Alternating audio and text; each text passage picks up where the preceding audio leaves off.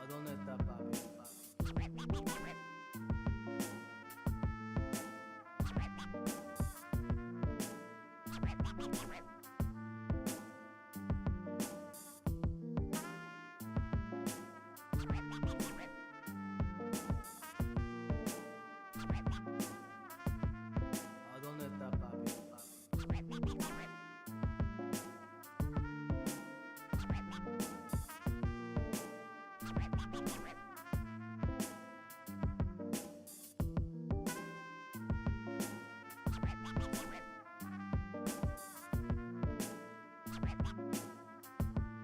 ¿A dónde está papi?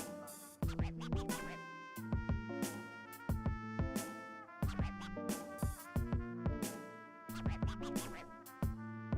dónde está papi? ¿A dónde está papi? ¿A dónde está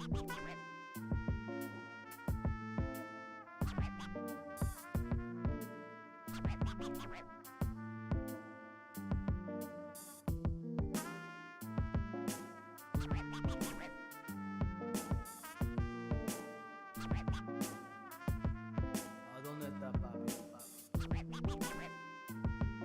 ¿A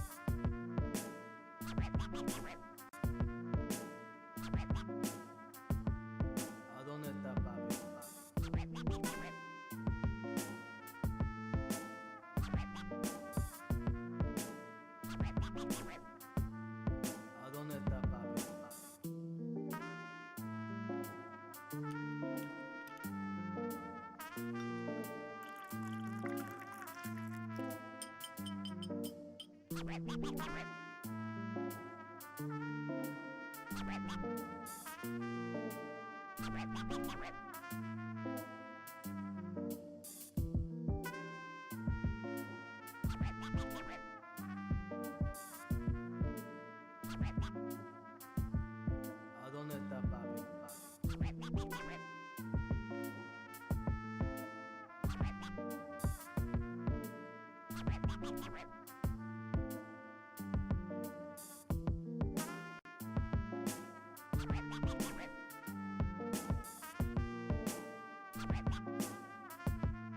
¿A dónde está papi? ¿A dónde está papi? ¿A dónde está papi?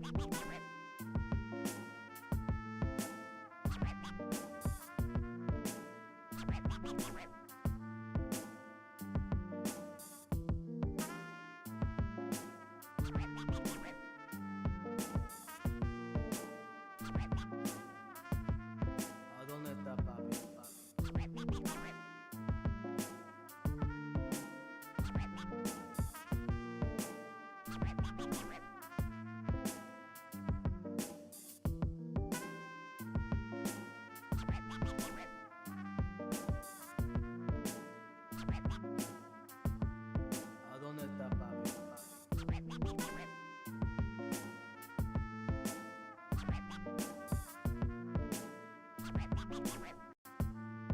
¿A dónde está papi?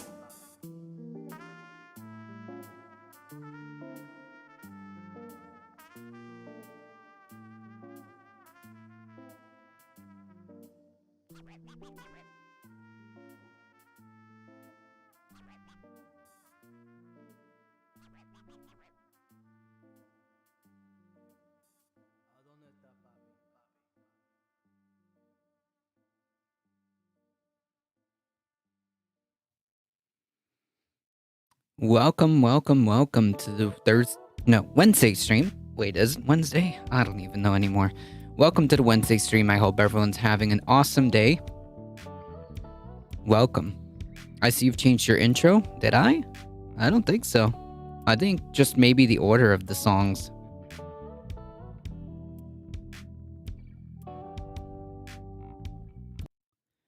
How's everybody doing? This is beautiful as the old lies and fake news are worn thin. Alio with the 10 biddies. Thank you so much. Hash Kush for the offline follow. Thank you so much. I appreciate it.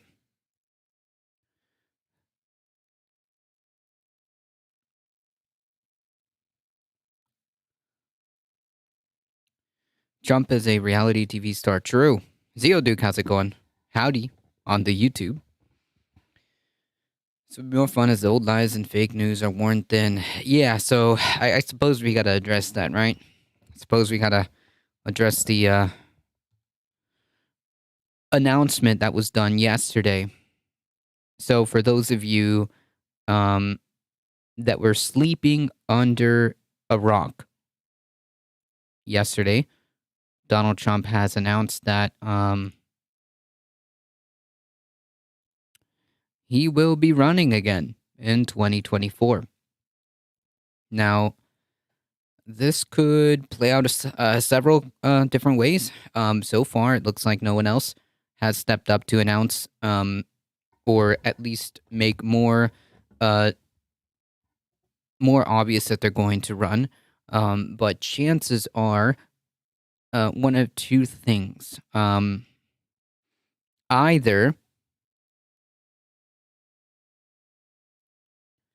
the Republican Party is going to capitulate and not put forth anybody else to challenge him and just kind of cede that to him, or there's going to be a few of them that are going to come out and challenge him.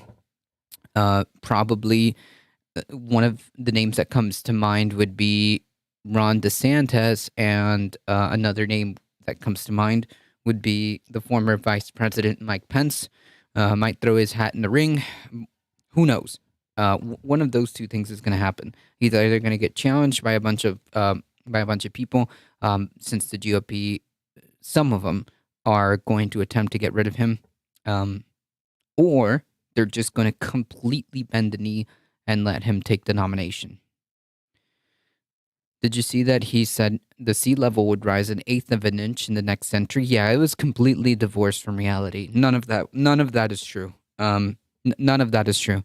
I think he's just bored at home and needs some more drama. No, I think he's an authoritarian who is big mad. Who's big mad that he lost the election.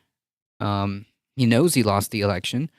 And is going to try to reclaim what he thinks is rightfully his. Only 8% was never, but the same rallying speech. Trump said under him, 40 years of peace. Right. That Biden is ruining everything. Right. Finally, a Republican American must help him constantly. Yeah. Like, it's just like basically what he did was, for those of you who didn't watch the speech or who just simply didn't want to go through the same bullshit. He pretty much ran through the greatest hits, the classic, the classic fascistic talking points about immigration, about nationalist rhetoric, very, very, very cult-like kind of deal. The press and online news giants are betting against Trump. Yeah, something to note, Cosmic Seeking. Something to note is that even Fox News, at the middle of the speech, they pretty much had enough of that and had to cut away. I actually watched the entire thing from beginning to end. I had to finish it on Newsmax. I had to finish the darn thing on Newsmax. Yeah, they cut off right at the middle of his speech. Yes. How's it going, Michael Hassler?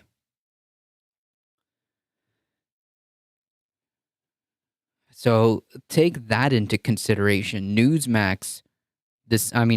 Fox News decided that was enough.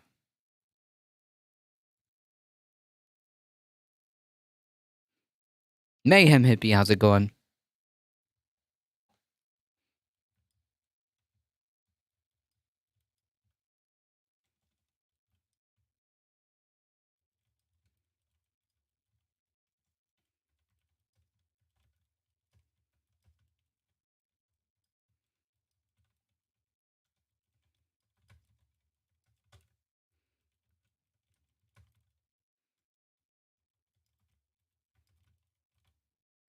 I saw the leader of the House talking down the GOP after the election failure.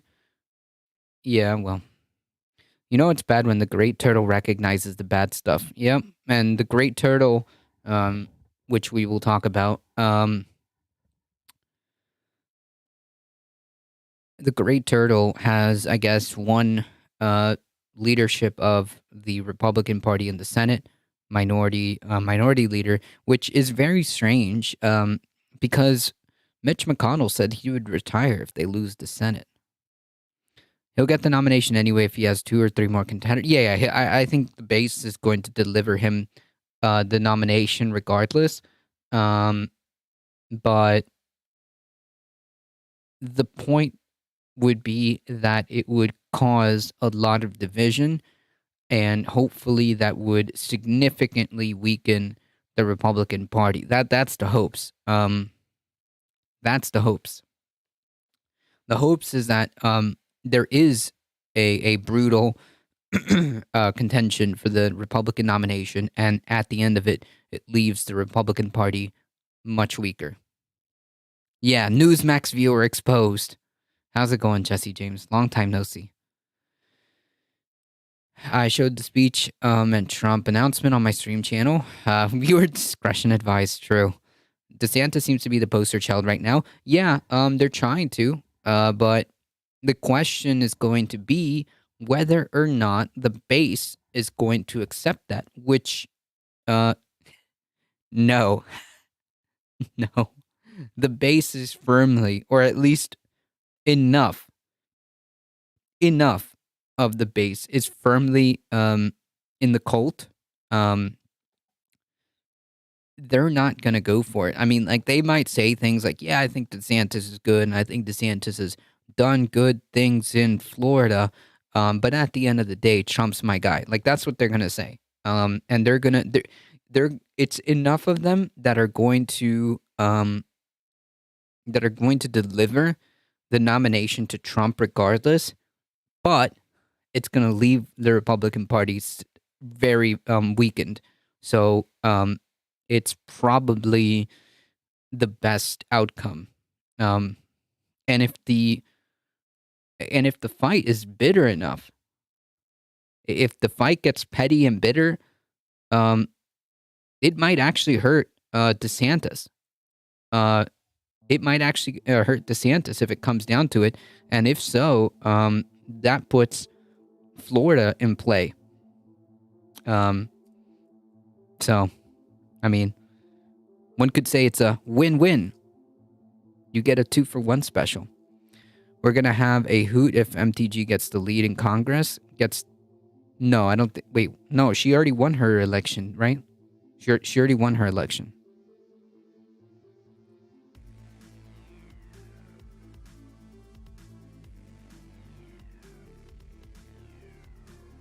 But it's easy to sway the cult. I mean, base, no, no, Mayhem Hippie. They're Team Trump. At least a sizable amount of them are Team Trump, and they're not going to move from them. But hopefully, the best outcome would be really a brutal fight in the primary that leaves,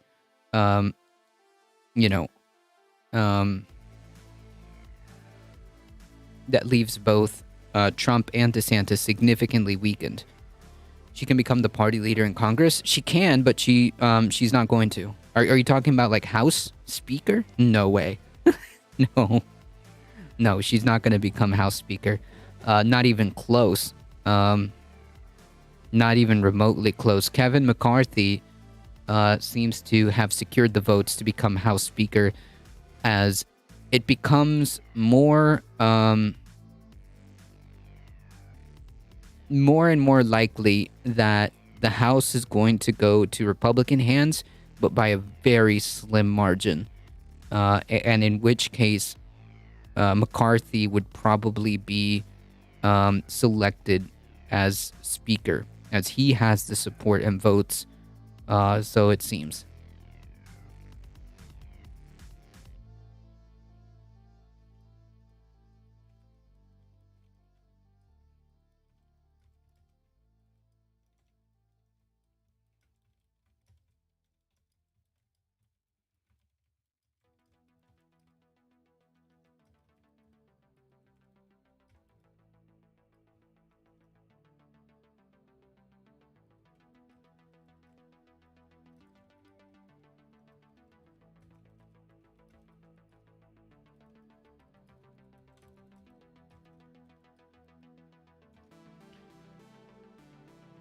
And of course, Gates and Marjorie Taylor Greene did commit crimes but not enforced. Well, Gates, to my knowledge, um, is still under investigation, right? Didn't his buddy already? Didn't one of his buddies already get arrested? But I think that case is still ongoing.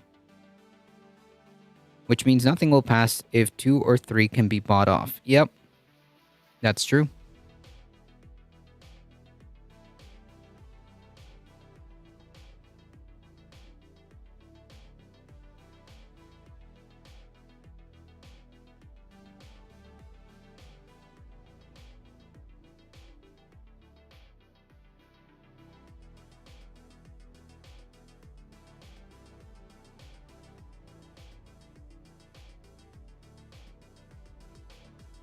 Which means nothing will pass if 2 or 3 can be bought off. Yep.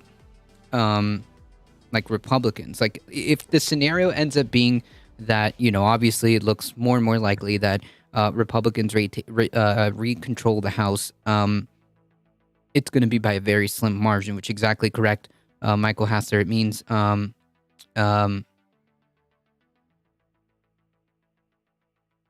it's going to be tough for them to do anything. The only thing that I would say is that, well, they get to select committees and they could like shut down, what's currently going on. So I guess that, there's that. But, if authority figures can do whatever and still keep good jobs, it's bad for America. Yeah, well, that seems to be par for the course, right? I mean, you've got a former president who's literally very brazenly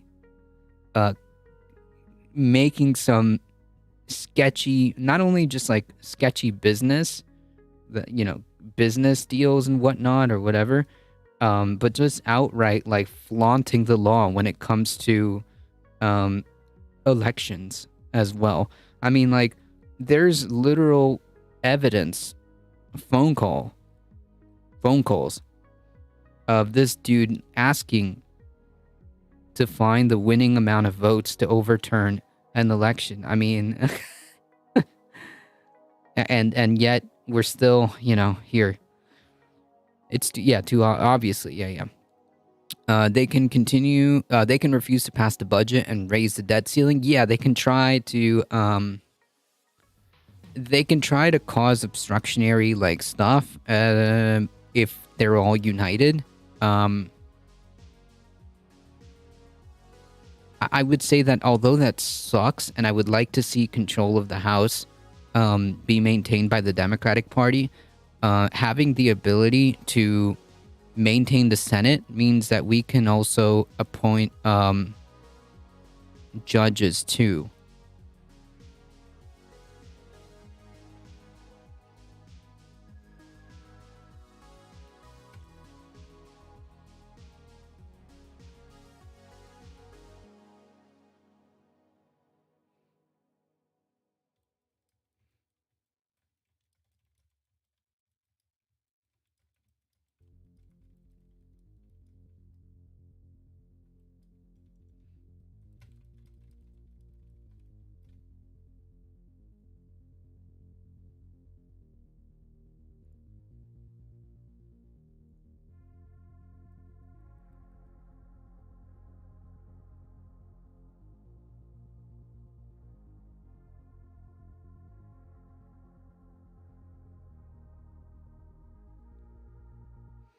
Right, the U.S. Senate has to approve what, the budget? Wait, no, I thought Congress has the power of the purse, right?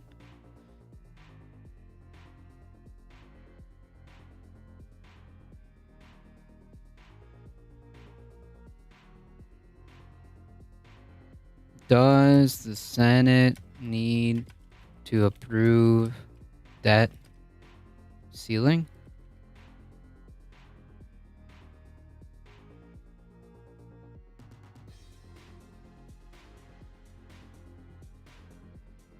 So the Senate has to approve the debt ceiling, but I thought Congress is the one.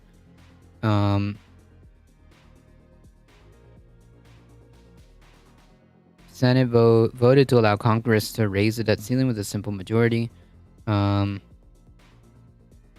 Really? I thought, I thought that Congress had the power of the purse, but Congress meaning like both houses, I guess.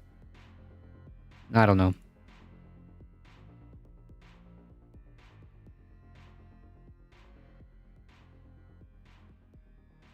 Skillfully done, the GOP can be painted as shipwreckers in the next 2 years.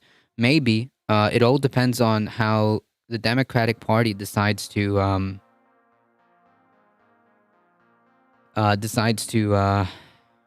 handle this.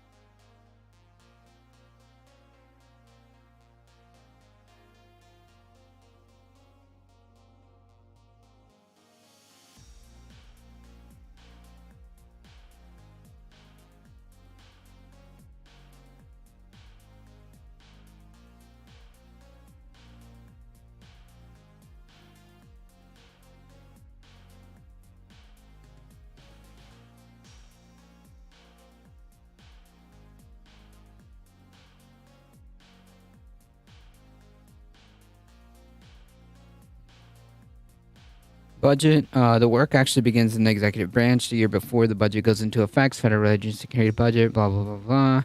Okay, I see. The president submits this budget proposal to Congress, and then Congress, which the Constitution puts in charge of spending and borrowing, starts its work.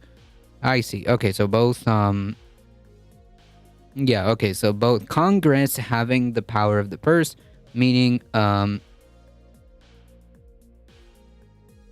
it means both houses. Does this mean Nancy will get arrested? Yeah, meaning she won't be Speaker of the House, yes. She'll be a member of Congress, but she won't be Speaker of the House.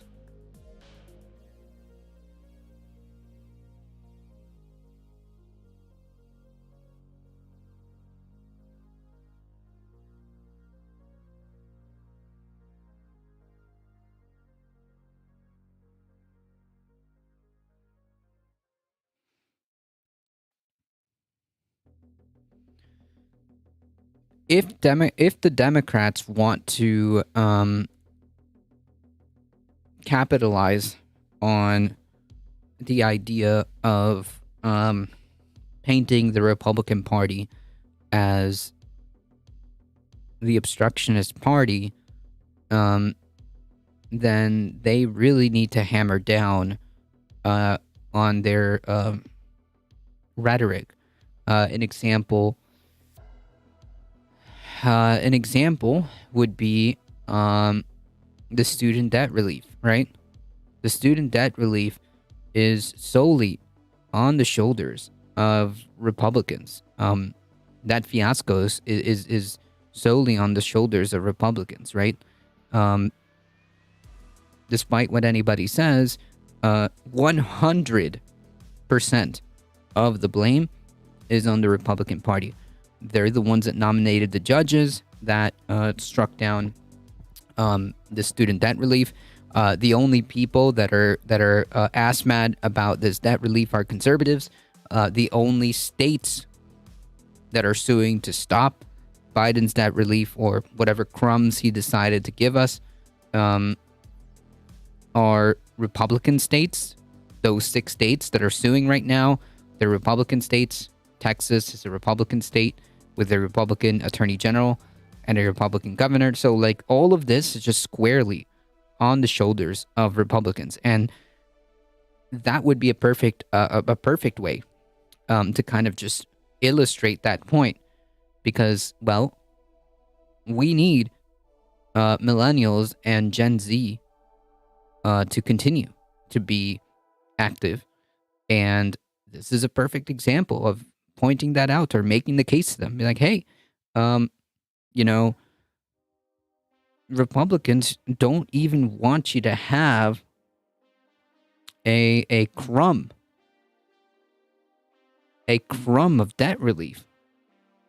So can you imagine like what's gonna happen if if they win elections and they win power?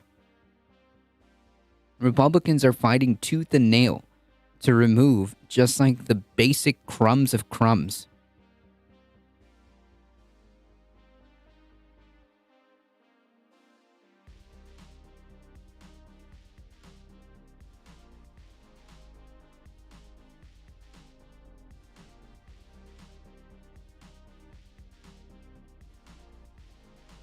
It was hard work for Nancy to herd cats.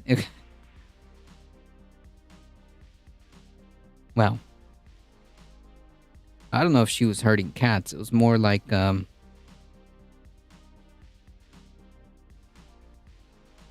Republicans not wanting to do anything for the people. Trump said self-sufficiency yesterday and don't take camp. Yeah, no, Trump. Like the thing is, like again, Trump says a whole bunch of things, and they will contradict themselves, and it'll be okay because his cult will completely support him. There have been reports that the Dems may turn some Republicans in the House where they have paper thin margins. Maybe. It just depends on what the final count looks like.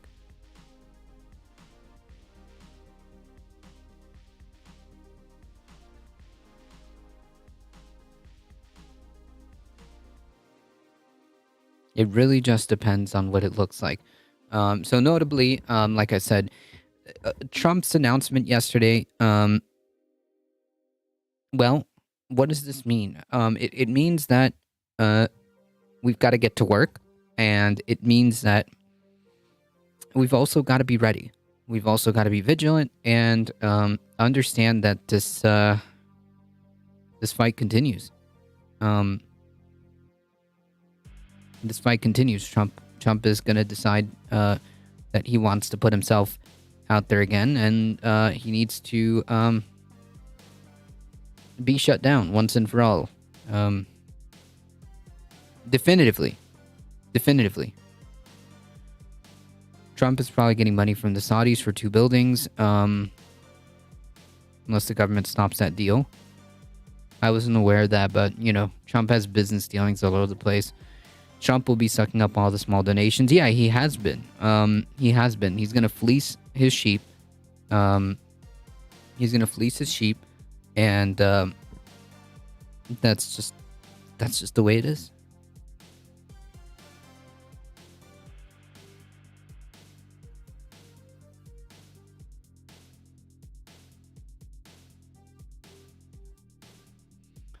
The only thing that's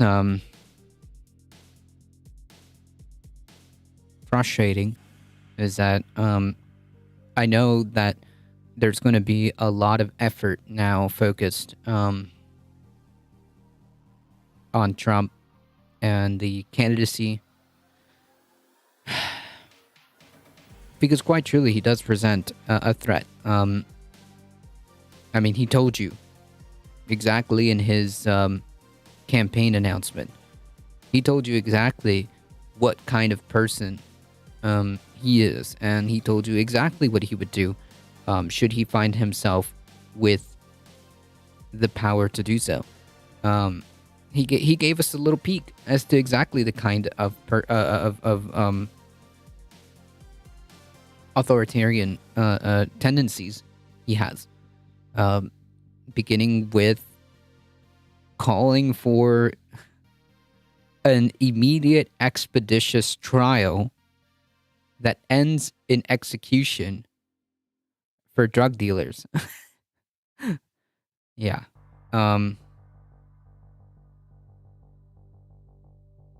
if that doesn't ring alarm bells, I don't know what else does. His grotesque rhetoric, his disgusting rhetoric about immigration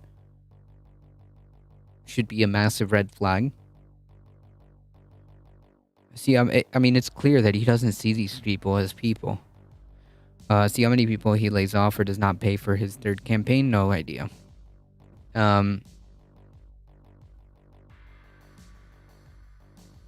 His complete and utter nonsense about the state of the country and how things work. Making claims like as if the Green New Deal is something that's currently being implemented right now, and he felt the need to say that we need to fight against it. We need to fight against something that's just not even in existence. I mean, truly, in like the most classic display of like fascistic tendencies. When there isn't an enemy, you make one up.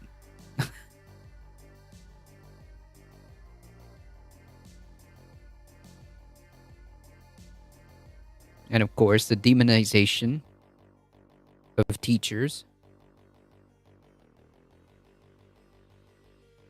Another big red flag.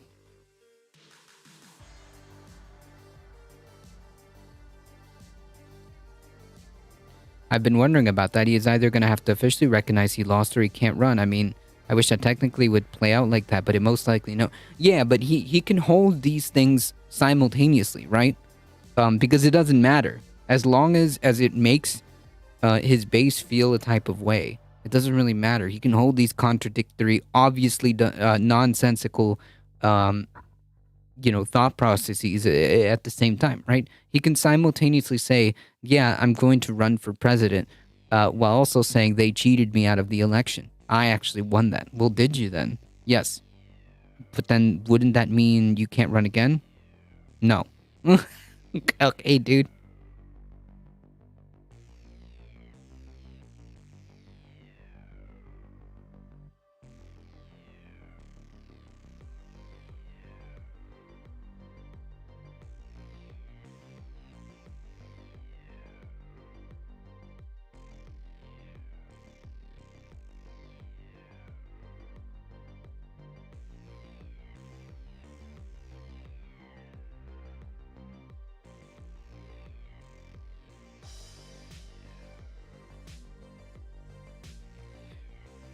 I've been wondering, most of the things Trump is saying he will force through are in the power of the individual states at present. Some of them are, but that's not the point. The point is his mindset, right? Where his mindset is. Saying things like, oh, yeah, I'm going to send in police or guard, or the National Guard, whatever he said, the whatever federal police he has, into places that need help, and even if they don't ask for it, we will give them help. Like, no, that's not how this works. But in his authoritarian mind, he wants to unilaterally make these decisions. So yeah, no, even though he can't, I don't trust Trump to care anything about process or democratic norms. He doesn't care about that.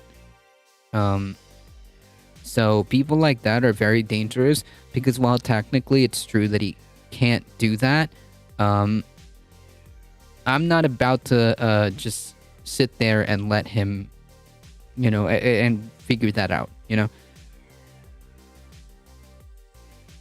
That's also very true. The GOP delegates and vote, not just voters, but the party is completely enabling this.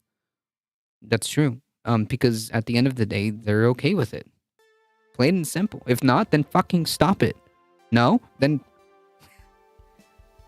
By the way, rips to student loan forgiveness? Yeah, I was talking about that earlier, Mayhem Hippie. And what I was trying to reiterate is it's solely on the Republican Party. That is completely and 100% on the shoulders of the Republican Party. They don't even want you to have crumbs. The Democratic Party attempted to give you some crumbs, And the Republican Party was like, ha, nah, F them poors.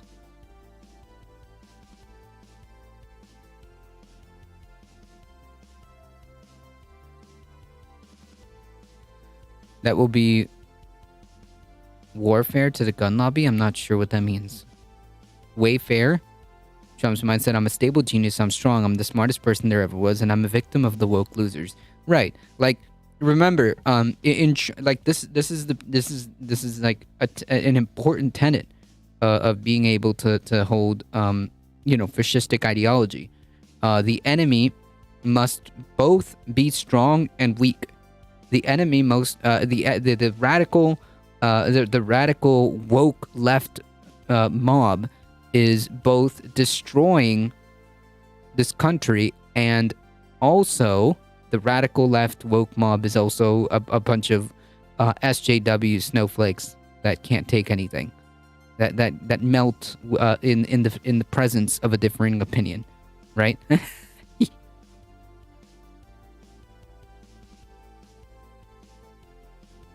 So they have both the capability of destroying the entire country and also melting at the presence of a difference of opinion.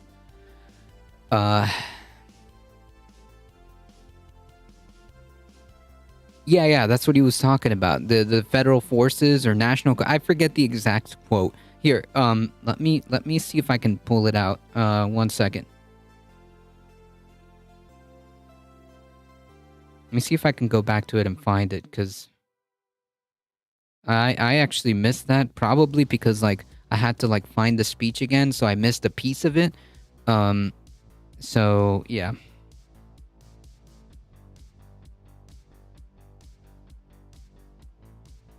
Let me see if I could find some of this stuff. Give me 1 second, folks. Let's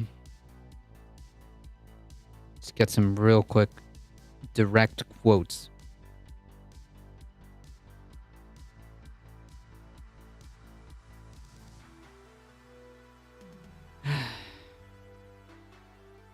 Man, did I mess this up? Hold on.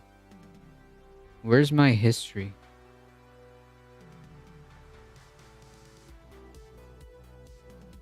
Settings, new tab. History.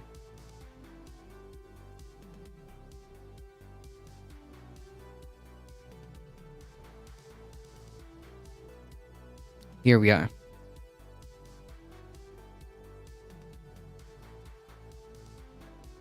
Okay, this is his direct quote. I like I said, I don't need to make up anything or paraphrase anything.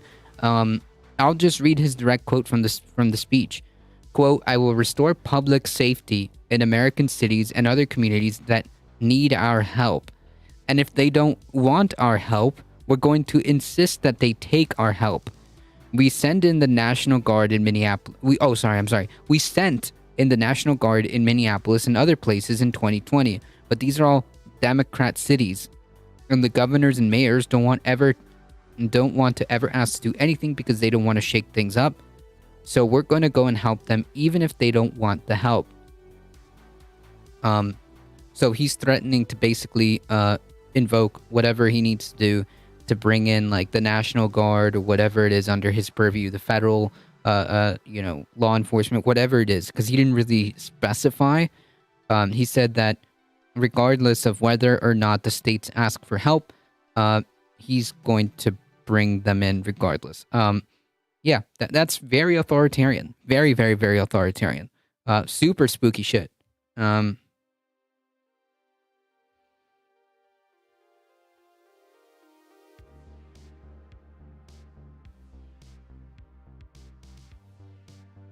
I also saw this direct quote. I saw this live. I saw this one live. Trump cited China as his model. He said President Xi had explained to him that in China, quote, if you get caught dealing drugs, you have an immediate and quick trial, and by the end of the day, you're executed. So Trump's pro-life. Remember, Trump's a pro-life candidate. Immediately saying that the best course of action to dealing with a drug problem would be to speed run through the justice system, throw that shit out the window, and make sure that they're executed at the end of the day. Pro-life. Jesus. But yeah, that's mega red flag. Super, super red flag. If you were actually interested in dealing with the problem, you would set up social safety nets that are robust and well funded to encourage people to get the help that they need, and you would decriminalize drugs. Not this. Not this. How many times have you seen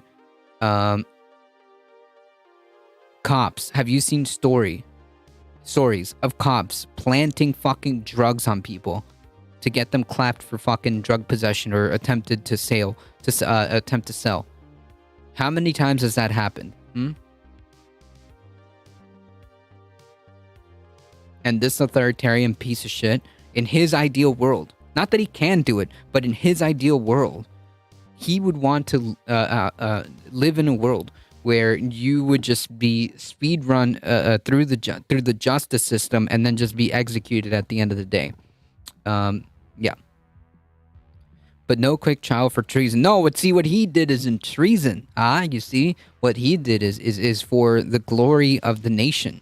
It's for the glory of the nation, because that's what he supposedly cares about. See, that's not treason, according to him. We know what DeSantis also did, shipping people to other states and not help them. Yeah. That's a whole other problem there. Trump doesn't want RoboCop. Trump wants Judge Dredd, basically. If it was up to Trump, there'd be a whole bunch of like cops, basically acting as Judge Dredd.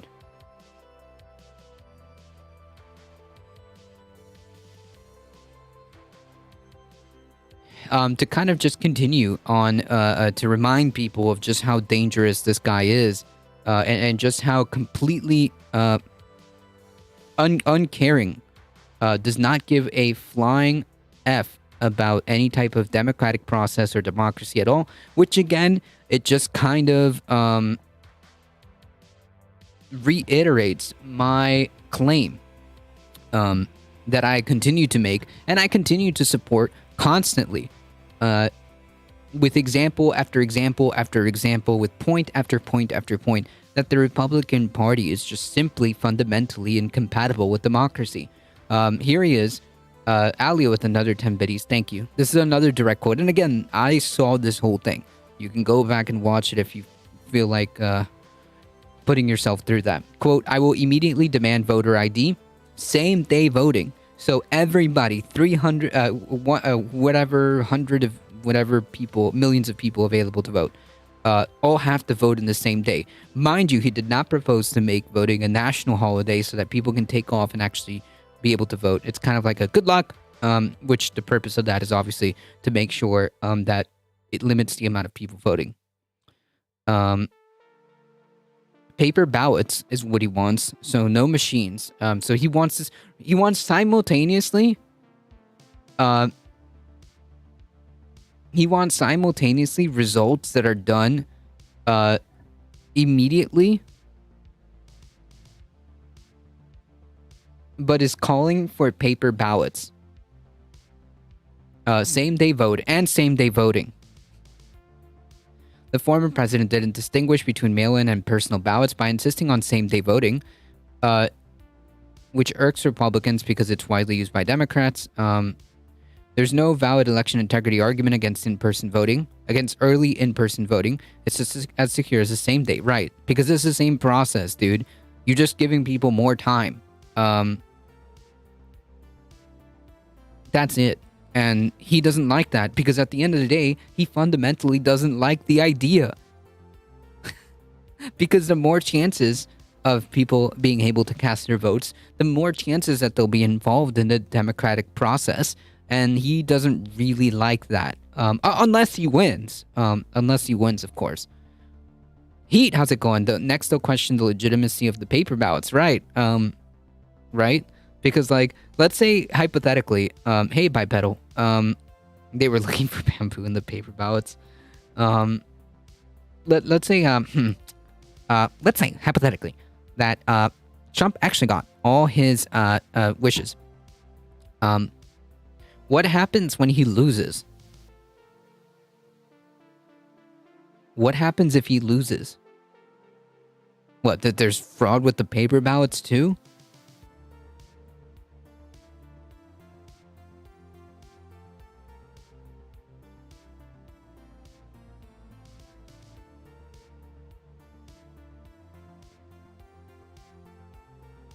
They read 1984 and said, hold my beer. Oh, brave of you to assume that they read. Paper ballots, the same day voting, separate them into Dem and GOP piles and only count the GOP ballots, but stop at midnight. Right. That's exactly how, in their ideal world, that's how it would be run. Right, and yeah, they want voter ID, and they want same-day voting, and they want only paper ballots, but also the results must be the same day, and also they must be counted by hand, because obviously they can't trust the machines.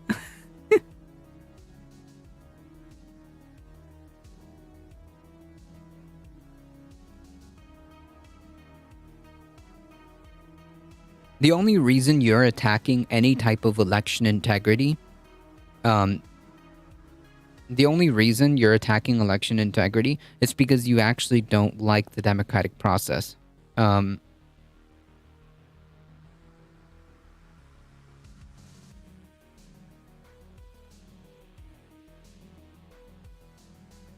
Yeah, Trump must be happy or Judge Dredd will come to visit. True. How's it going, Heat? I don't know if I asked.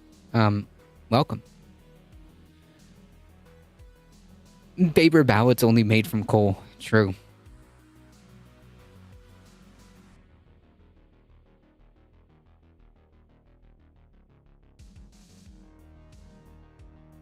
So that's good stuff.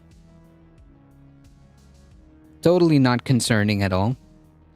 And mind you, I had to watch the entire thing. The entire thing was probably like a little bit over an hour or so. I'm pretty sure. Let me check. Trump announcement speech.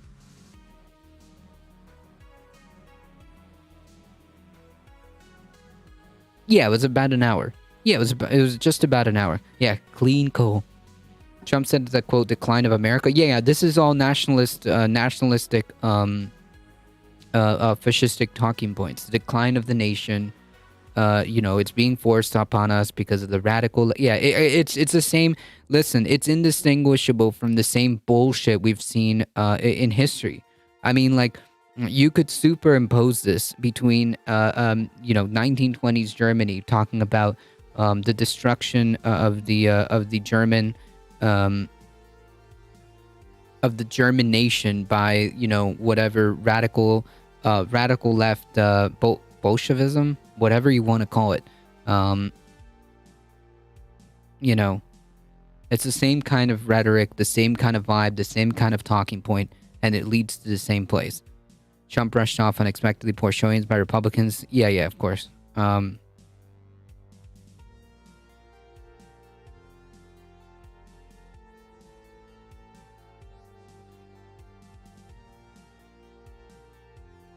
If you win by 2 seats, be happy. Yeah, but that's not really a win necessarily, right? That wasn't the red wave we expected.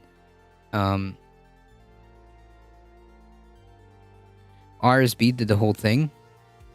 RSB? That's RSB is like a right-wing news, right? Nancy was not fired. No, she's just gonna not be the speaker anymore. She's just gonna be a congressperson, right? Is that it? More like a red dribble. Yeah, there you go.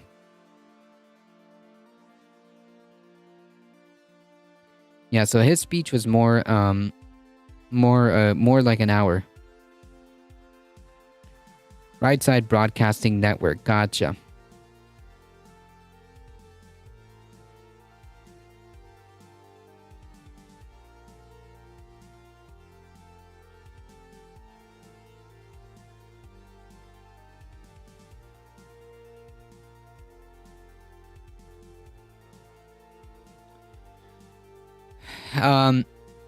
In slightly good news, it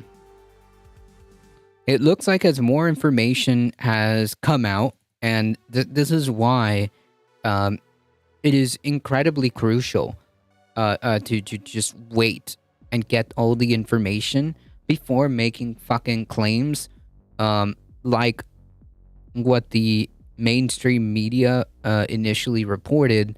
And really, in this case, in this particular situation,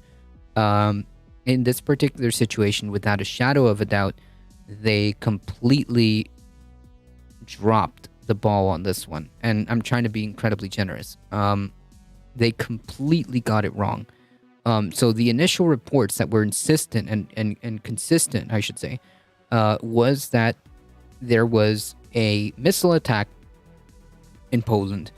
And the consistent theme was that, and on the headlines, it said Russian missiles repeatedly. Thankfully, cooler heads prevailed. Thankfully, people decided to take a second, make investigations, and before taking any decision and acting rash, we are now finding out that it was probably Ukrainian anti-missile defenses that was the cause of the incident in Poland. That's right. While the mainstream media continued to push this idea, I don't know if they dropped the ball or if it was intentional or whatever. It really doesn't matter. They've really screwed up on that one. And man, the last thing we need is really to put ourselves in a broader conflict. That's literally the last thing we need. So shame on them for not taking a step back to take a breath and get all the information, before. And shame on the AP, Associated Press. Shame on them. They're usually phenomenal.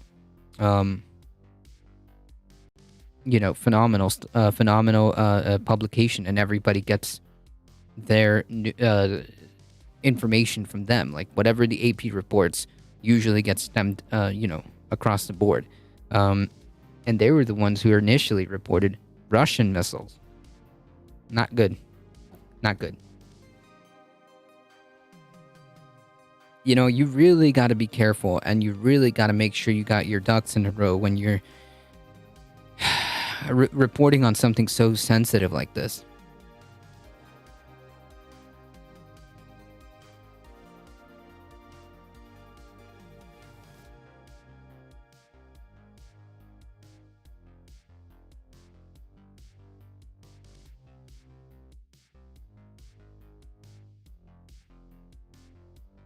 So, World War III averted, folks. Whew! Few indeed. Indeed. So that's pretty much the big update from that crisis, because for a second there, I'm not gonna lie, for a second there, it was very, very unnerving. Very unnerving.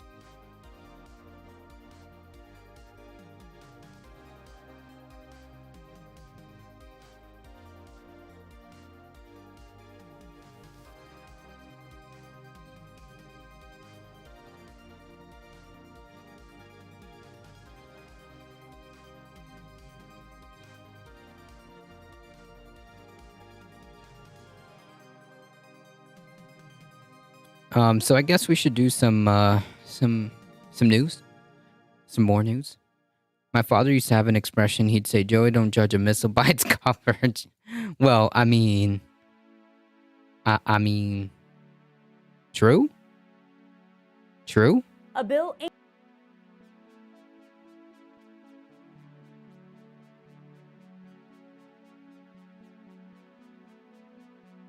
I saw it this morning. Canadian news thought it was a misfired Ukrainian defense missile or a Russian missile deflected into Poland by a defense missile battery. Glad they got it figured out quickly.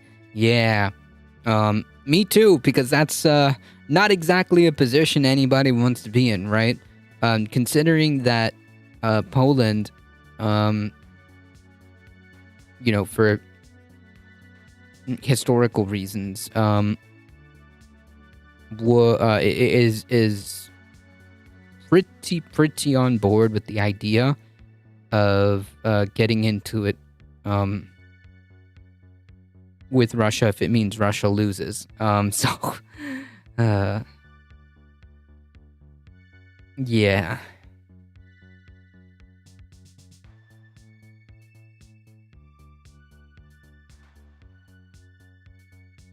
Considering I was planning a trip to Thailand, wait till I get to paradise before the US and Russia nuke each other. True.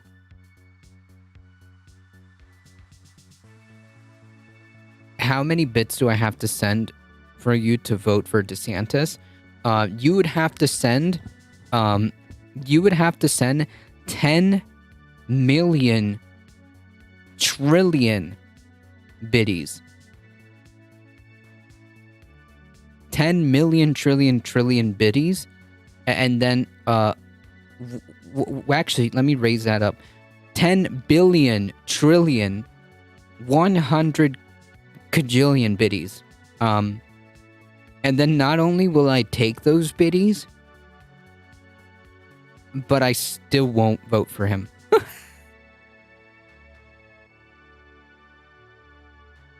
Not only will I take your biddies, but I will not vote for him.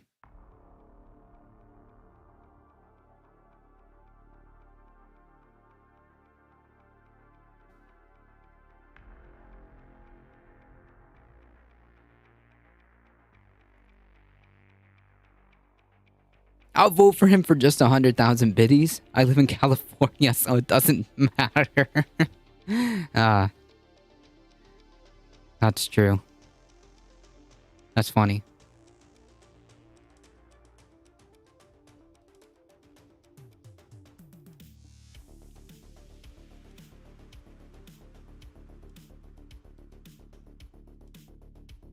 There's no amount of money that would make me vote one way or another. But the implication is that you could be bought off. That's interesting.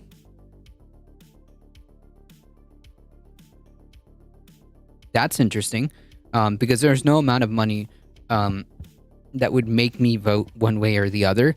But that's very interesting that's the thought process that you had. So I guess you could be bought. How much biddies would it take for you to vote? Whatever way I wanted you to vote.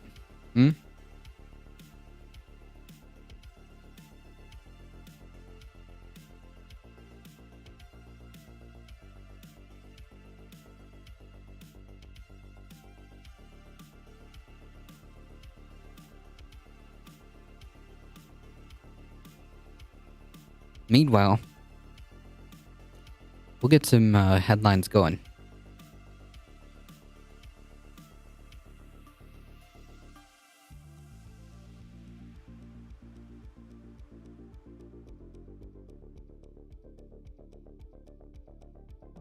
A bill aimed at protecting same-sex and interracial marriages appears on the brink of passing in the U.S. Senate. The motion is agreed to. The main sponsor of the bill and first openly gay member of the Senate, Wisconsin's Tammy Baldwin, says millions of Americans are living in fear. Scared that the rights they rely upon to protect their families could be taken away. Democrats say the Supreme Court could strip away marriage equality court protections, just like it did with abortion. A few right-wing judges who seem to think that they know best want to overturn it, and they're wrong. The Respect for Marriage Act was Correct. Make no mistake, should the scenario present itself, it is quite conceivable that the Supreme Court, in the right circumstance, would overturn things like this. In fact, Justice Clarence Thomas told us so. Should the right case come along, yeah, we'll yeet freaking gay rights out the window, same-sex marriage out the window, the ability to obtain contraceptives, all that stuff that's your prerogative. None, the government should not be involved in any of that whatsoever. It should be very simple. You get to marry whoever you want to marry, and that marriage should be recognized in the same manner, just as a regular, heterosexual marriage, heteronormative marriage. It should have the exact same.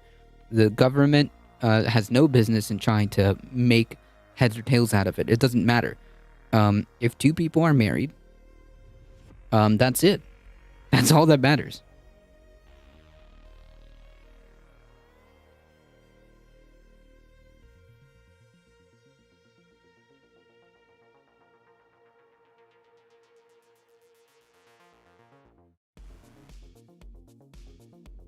Breach.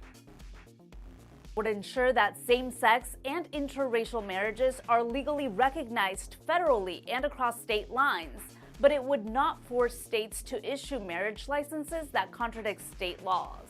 Supporters of the bill added an amendment to protect religious institutions. This is very important to many of the religious organizations we've dealt with who are strongly supporting this legislation. That amendment was key to getting the 60 votes needed to clear this procedural vote in the Senate. The bill still needs to pass one final vote in the Senate and will need to pass again in the House before the president signs it into law.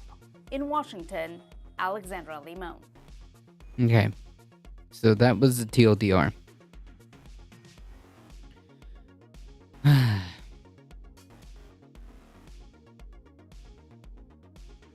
The Senate on Wednesday, today, has advanced legislation that would provide federal protections for same-sex and interracial marriages, endorsing the measure in a bipartisan vote that moves it closer to becoming law.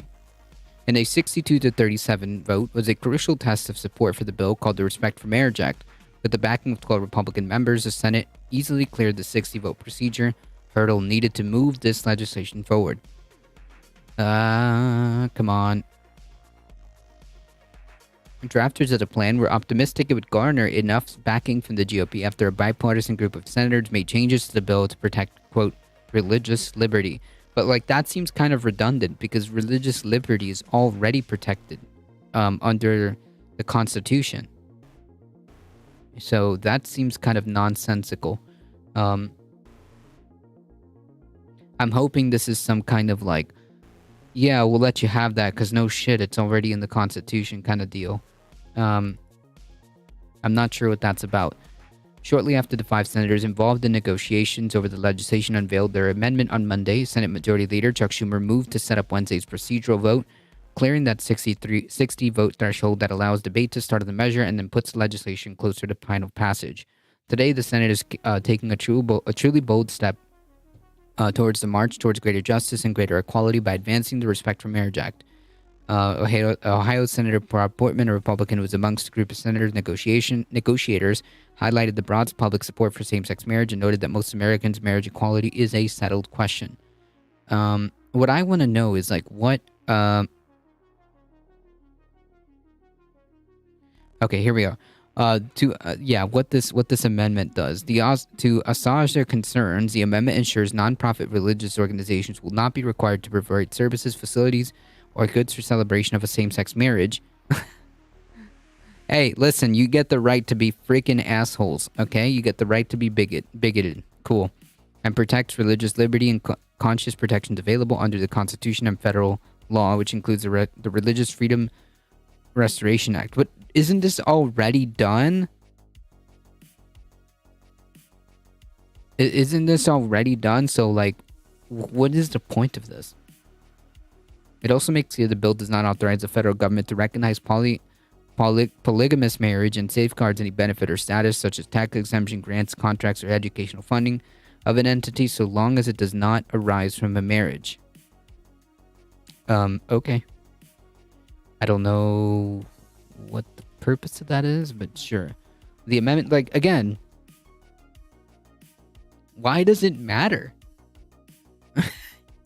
Why does it matter? Like, whatever.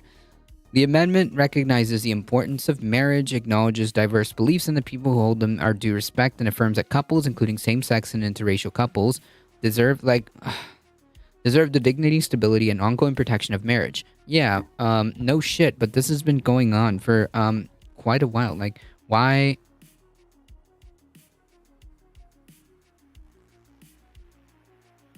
I'm still trying to figure out what the purpose of this is.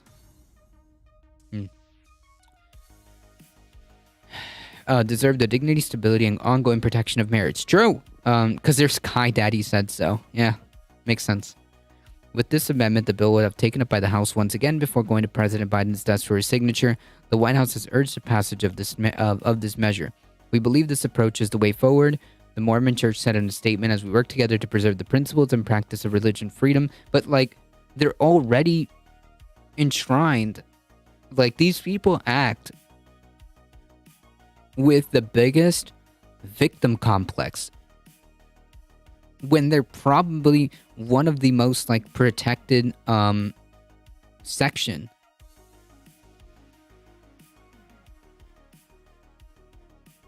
What a bunch of snowflakes. Like, these people swear that, like, religious Christian evangelicals and all these, like, Christian people are, like, constantly under attack. No, dude, you're one of, like, the most you are a powerhouse in this country, unfortunately. You are not a victim. To preserve the principles and practices of religious freedom. Yeah, no one's trying to take that shit away, dude. But you know what? There are people, and people within these religious factions, especially these fundamental evangelicals, who are actively trying to take away the rights of LGBTQ people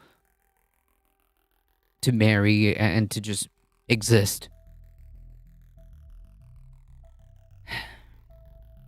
Together with the rights of LGBTQ individuals, like as if like this group has the same plight as like the LGBTQ community. As a tactic to keep people playing defense, don't question it, just defend it. True.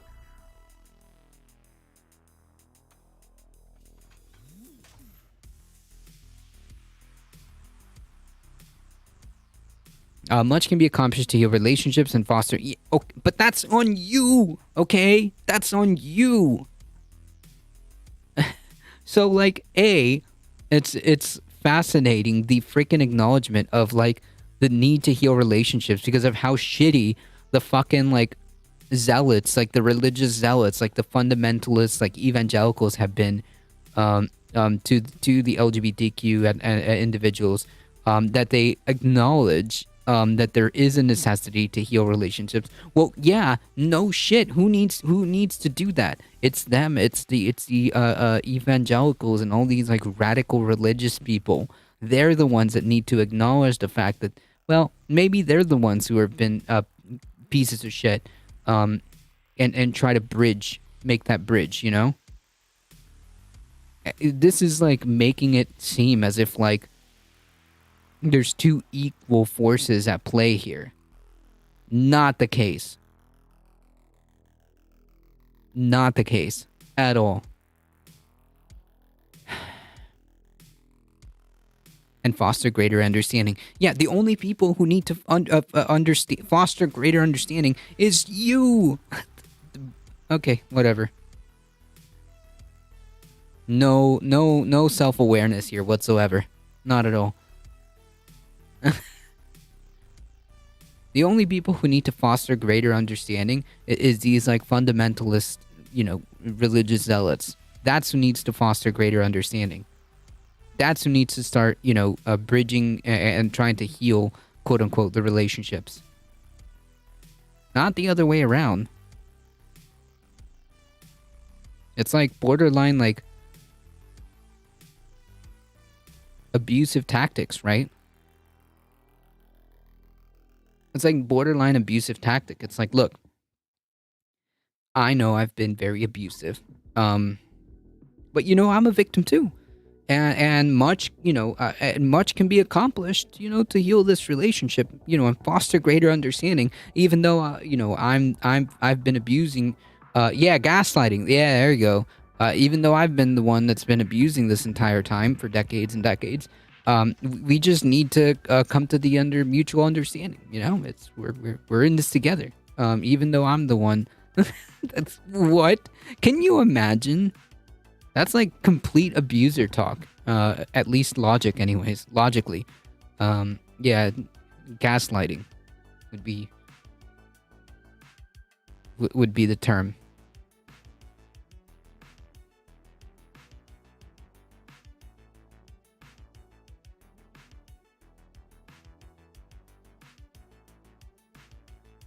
Anyway, sorry, I got hung up on that last paragraph there, but the point is, there is a path where finally, in 2022, as we end in the year of our Lord 2022, where we finally have the recognition at the federal level, of same-sex and interracial marriages. Unfreaking real.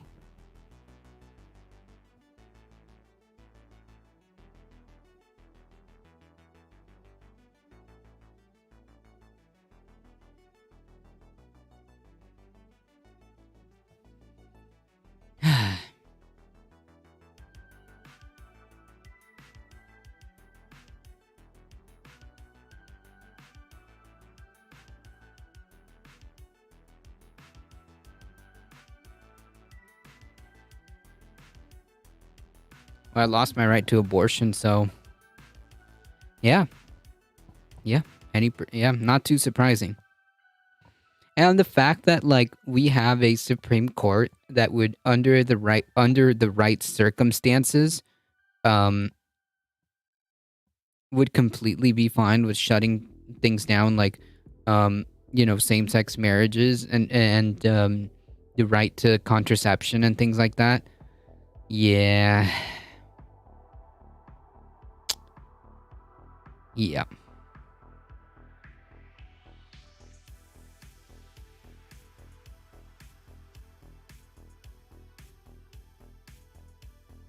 Good stuff.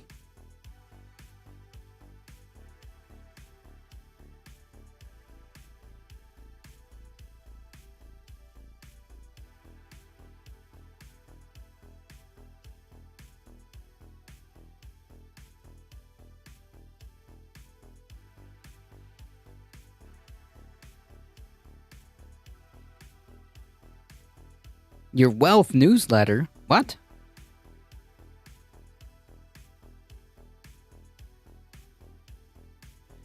Biden administration warns historically large increase in student loan defaults without debt forgiveness. Oh, shoot. Breaking. Republicans take control of the House, the NBC News projects. So it looks like it's getting closer and closer that it will be the case that Republicans will end up taking the House. Unfreaking real.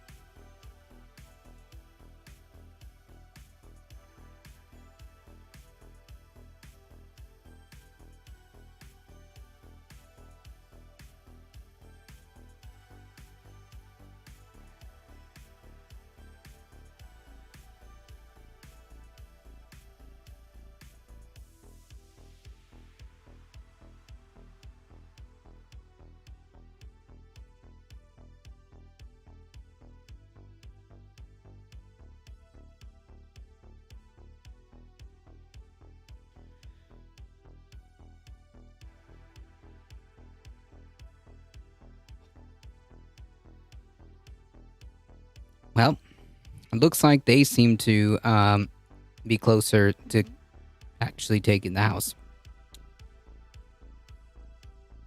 I guess, like, on the plus side, just as a silver lining,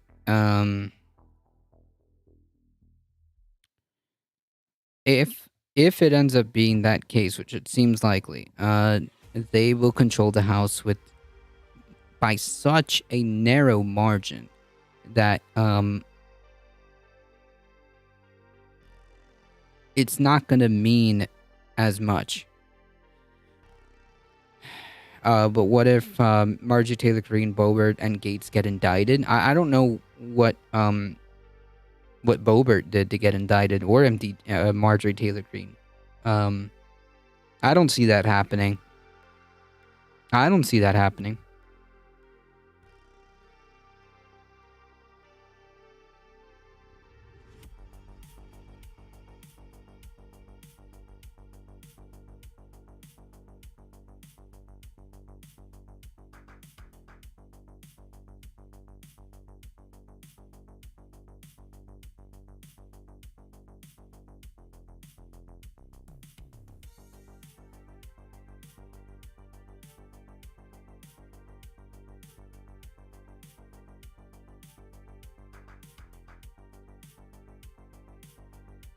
That's why I type what if. Yeah, but I mean, the chances are very unlikely. I mean, you might make a case for Gates, who's currently actively under investigation.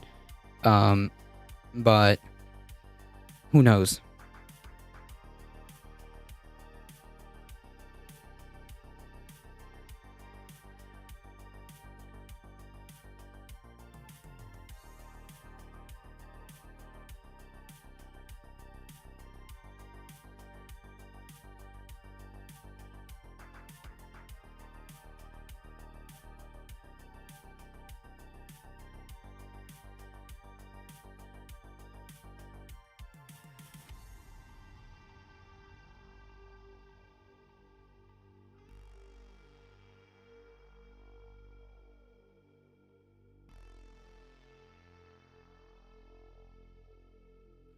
If SCOTUS is not being Republican, maybe to rule on bills. Nah, that's not going to happen for a while now, right? I mean, you've got these justices who are going to be there for decades, who knows how long, and they're not there.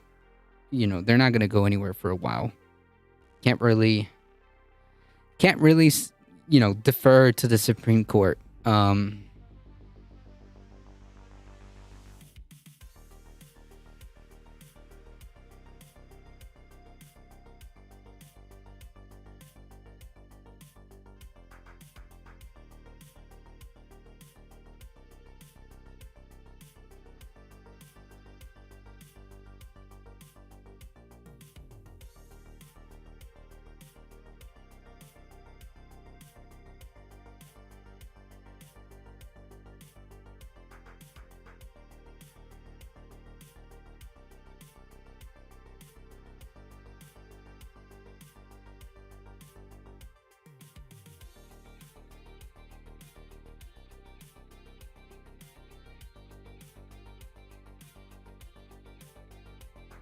Keep in mind that Biden won't see anything unless it's passed in the Senate too, so even controlling the House and the bills need to see the Senate. Democrats will retain control of that chamber. Yes. But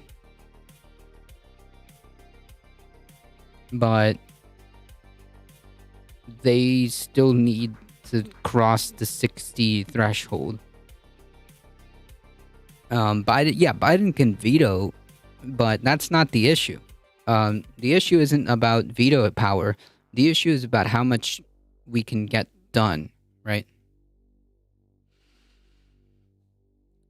The issue is about how much we can get done.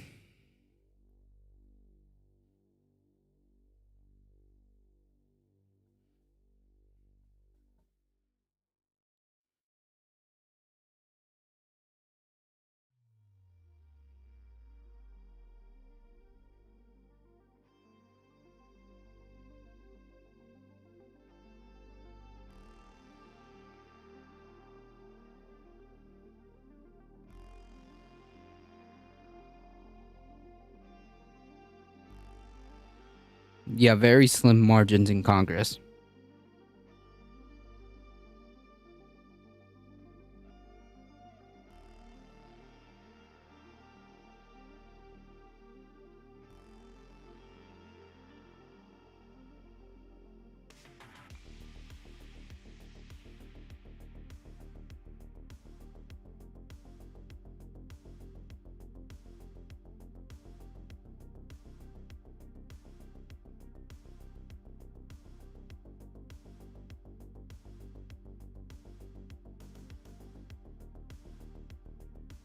You're not wrong about how the supermajority filibuster-proof approach has been used to stymie big bills. Not just big bills, just anything in general.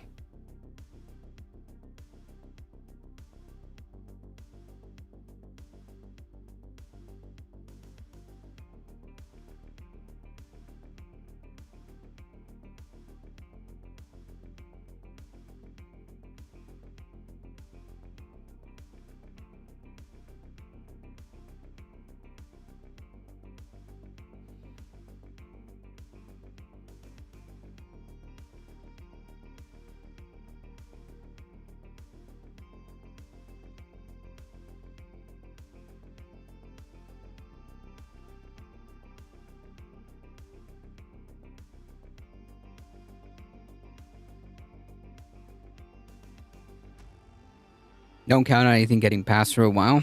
Yeah, that's a problem. The only like silver lining is like basically the goal was to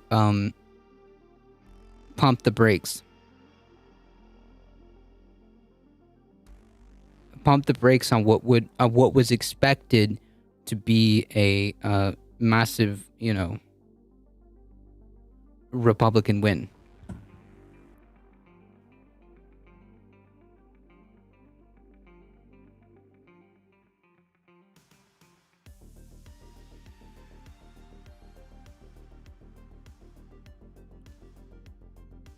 Well, the only problematic ideological excess is the far right at this point.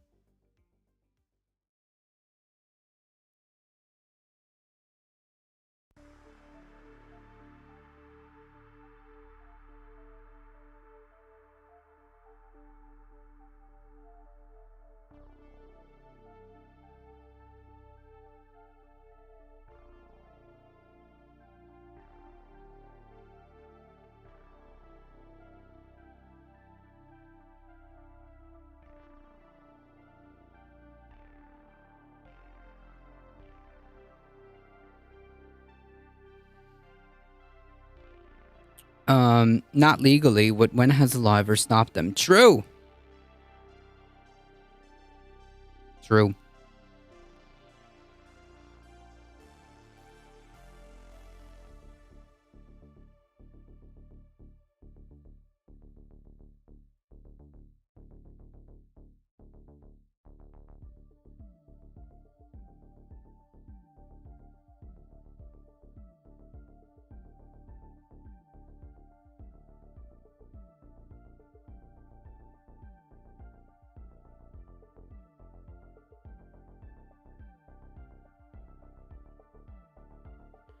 With cases, lawyers with cases do change laws slowly, sometimes. But I don't think that's what they were referencing.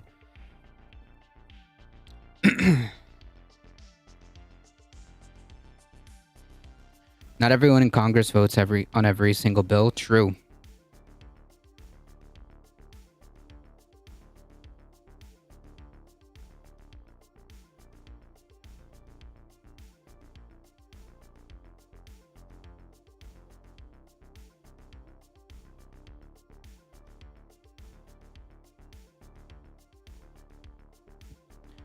A metric used when assessing whether to vote for an incumbent.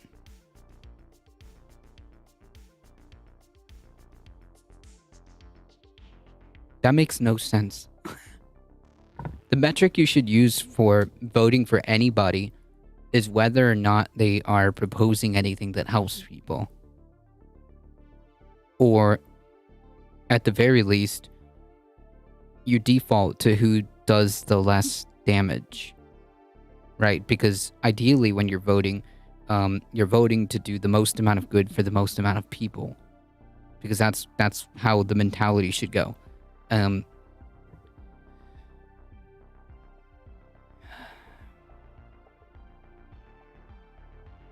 If my representative ain't showing up to do actually voting on bills and that's important to me, other factors are used. Well, it depends. Are they foregoing their vote because there's like a really bad bill and they want to vote, they don't want to support it? I don't know. Maybe they were sick that day. That doesn't make any sense.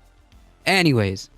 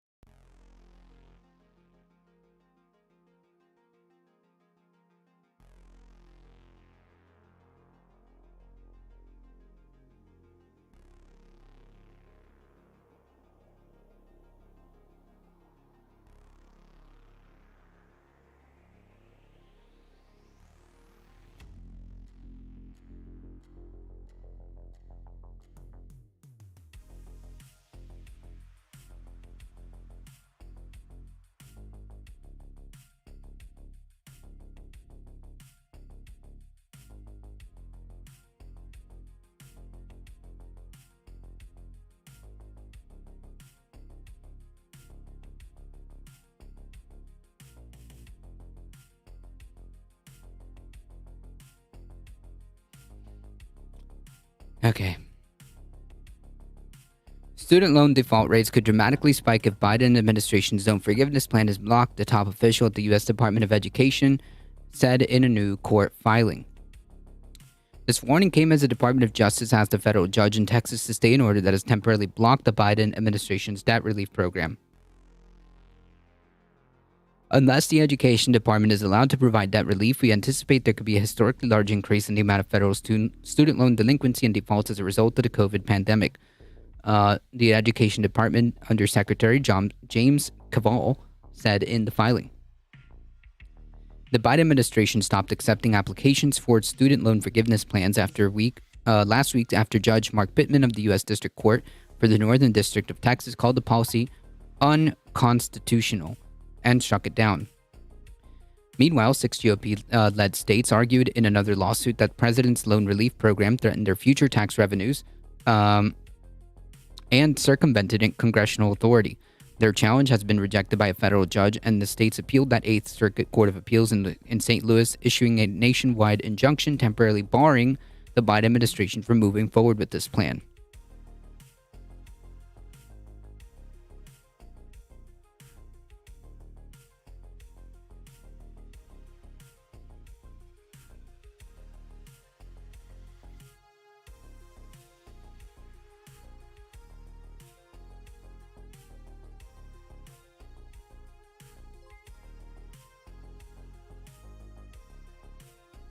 Thank you for the follow. I'm pretty sure you've already followed. I don't know. I've seen your name in so many different channels.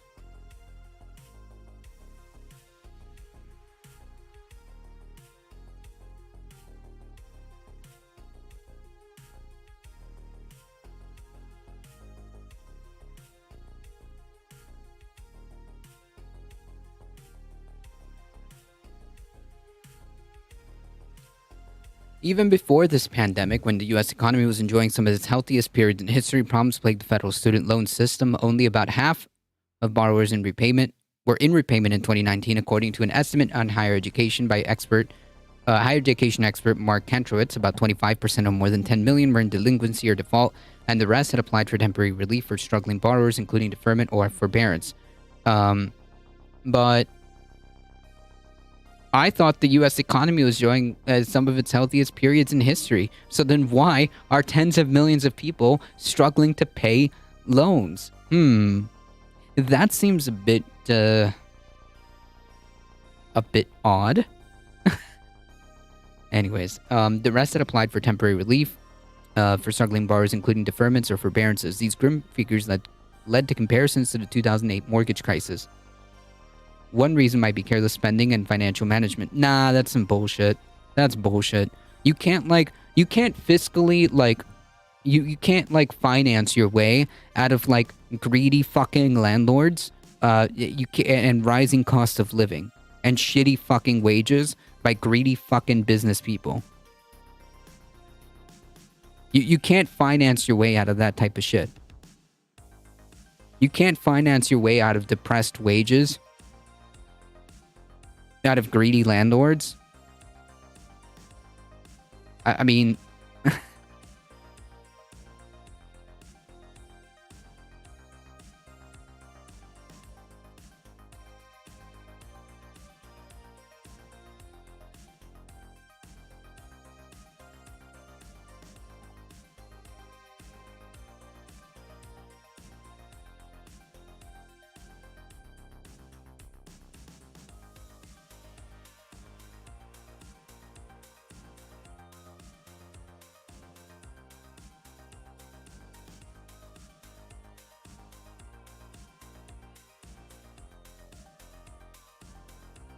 did you see some of the polls of those who would be affected by this relief? It was interesting to say that receiving this relief would spend this freed up money. Yeah, they would spend it in buying shit, which keeps the economy growing.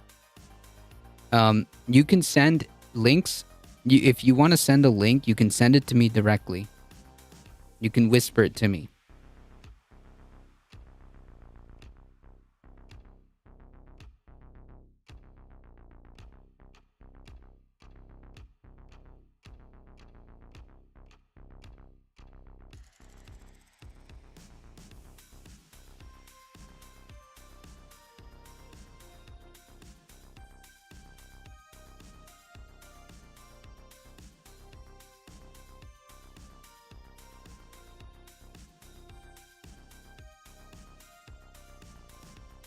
Imagine students spending money on whatever they want. Right, imagine having freed up money to stimulate the economy. You can't simultaneously complain about all the economic problems, and then when offered a solution to attempt to stimulate the economy, you then start to wring your hands.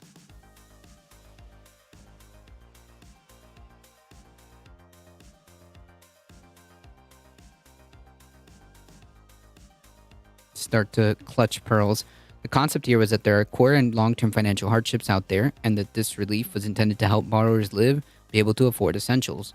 Well, yeah, the point was to relieve the debt, because that was becoming a problem. Not just an individual problem, but it's a problem throughout the economy. If you've got all these people tied up, with this giant ball and chain, right?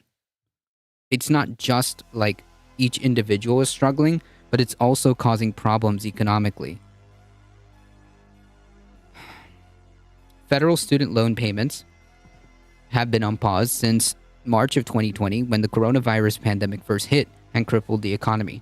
Resuming bills for more than 40 million Americans will be a massive task, and Biden's administration had hoped to ease this transition by forgiving a large share of student debt first. However, since President Biden announced his plan to cancel up to $20,000 for tens of millions of borrowers, $20,000 meaning $20,000 if you have a Pell Grant, $10,000 for federal student loans. So this isn't even all of them, by the way. This isn't even all of them. This is just what it's in their purview as the federal, government. Conservative groups and Republican states moved quickly to try to block it, of course, because, F them. Again, this is squarely on the Republican Party here. When this relief is received, they won't actually spend this money on essentials, instead on non-essential stuff. Like what, dude? My whole argument is that this is an economic stimulus, and also, yeah, in some cases it will. I don't know how you can make this determination that, they're definitely going to spend that money, that specific money that they saved on X, Y, or Z.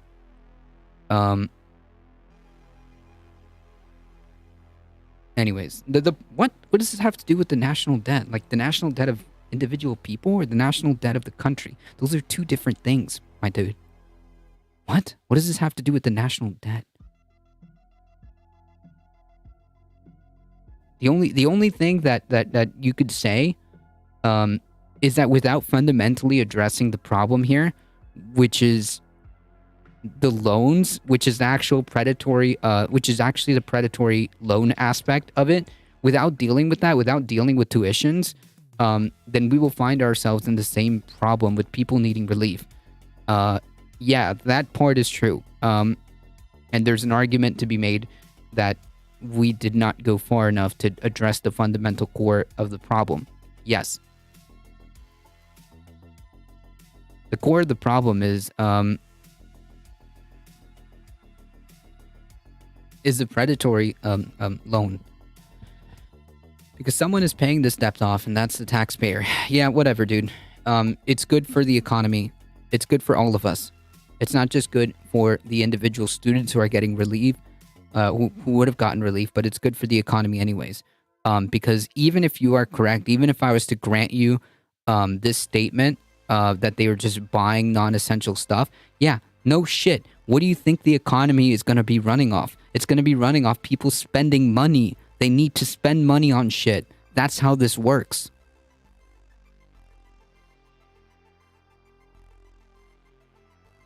Let's settle down. What? Are you okay?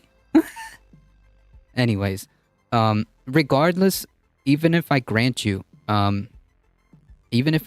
this point that, yeah, they're spending it on non-essential stuff, no shit. You need the economy you need people spending more money on shit in order for this to go. This is a consumerist economy, unfortunately.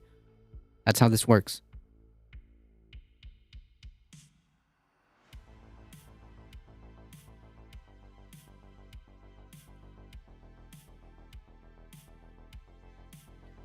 Despite offering student loan borrowers forbearances during the previous natural disasters, default rates still skyrocketed, Kaval said in the filing. The one-time student loan relief program was intended to avoid that problem. The borrowers most in jeopardy of defaulting are those of whom Biden's student loan forgiveness plan would have wiped out their balance entirely. The administration estimated its policy would do so for about 18 million people. These student loan borrowers had a reasonable expectation and belief that they would not have to make additional payments on their federal student loans. This belief may well stop them from making payments, even if the department is prevented from effectuating debt relief. Unless the department is allowed to provide a one-time student loan debt relief, we expect this group of borrowers to have higher loan default rates due to the ongoing confusion about what they owe. Hey, leave me alone, Windows. Yeah. When they make their monthly payment, that payment isn't stuffed into a mattress. It's actually lent out to those financial institutions to the private economy to be, quote, spent. So all we're doing here is transferring debt from one set of people to another, increasing the federal deficit and not fundamentally changing the overall economic activity. I for some reason, none of that makes sense. Those financial institutions, the predatory loan people,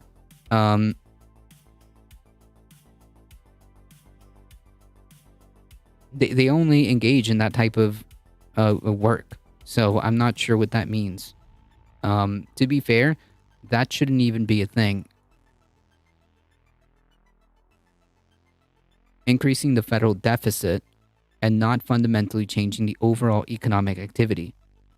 I don't think so. I don't think that's quite how that works. Because remember, these things are federal student loans.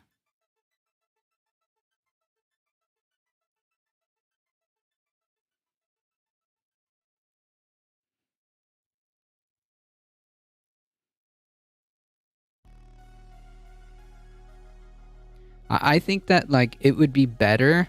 It would be a more sound, economically sound policy, to get rid of as much of this debt as possible. To free up these people.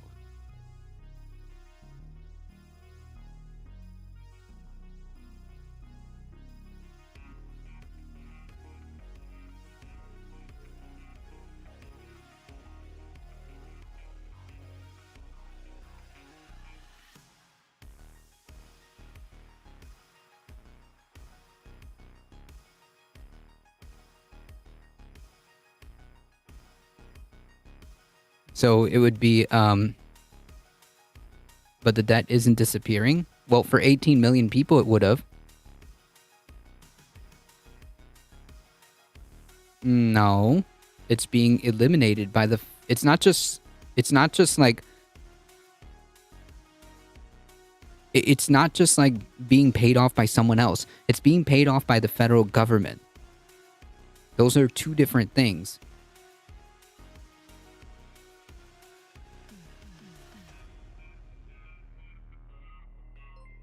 Like it or not, show. Thank you for the follow. I appreciate it.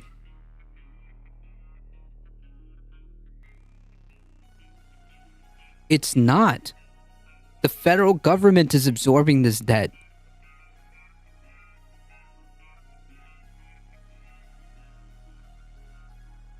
But getting money from the taxpayers is separate from the economy.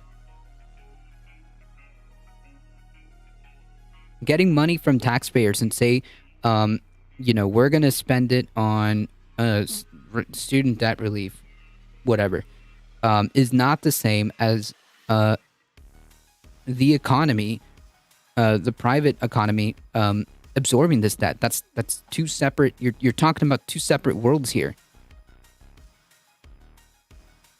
These are two completely separate worlds. Nothing to do with each other.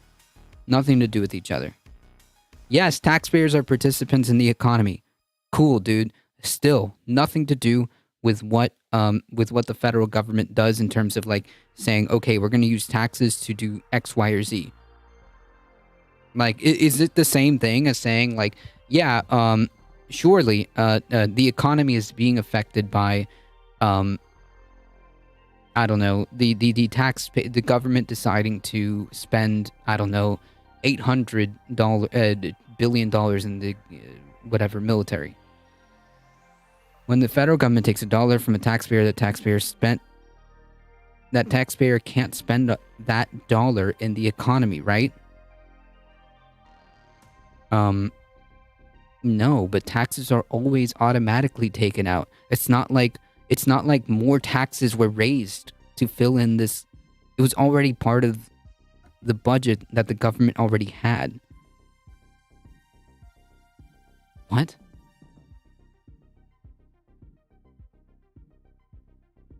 I didn't pay more in taxes, or I'm not going to pay more in taxes this year, or last year, or the year before after that. My tax rate is probably going to be the exact same or similar. What is your point?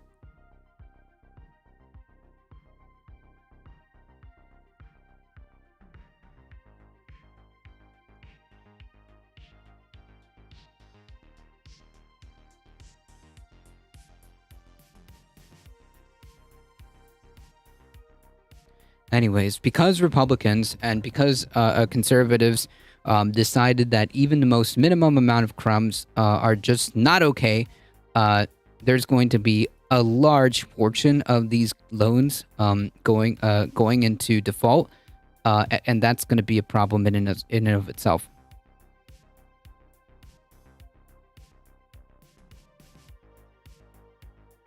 That's going to be an economic issue in and of itself. The point is very simple. The debt is being transferred from one group to another. It's being paid off by the federal government from the money that it pulls off from taxes. That's it. There's no like increase that, as far as I know, on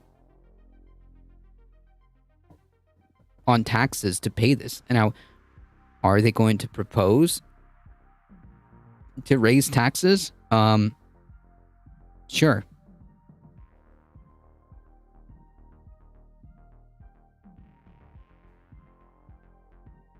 While the federal government is paying for it, it's taxpayers that are paying for it, or people who buy U.S. treasuries.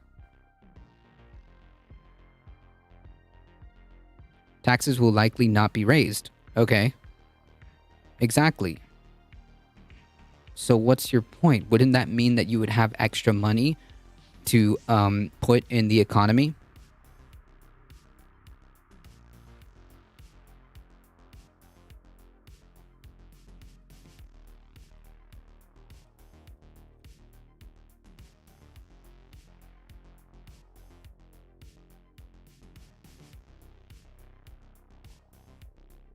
And furthermore, you're acting as if like the federal government operates as like an individual.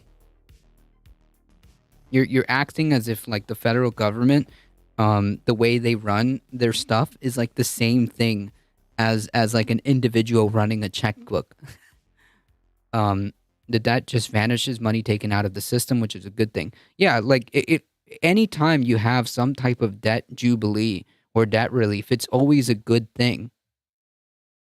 It's always a good thing for the economy.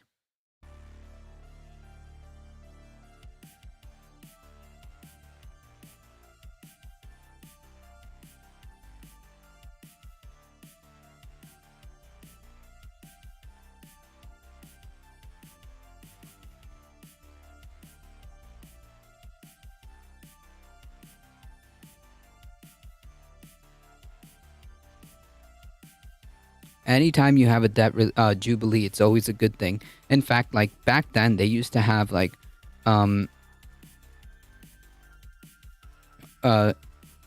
they used to have periodic debt jubilees.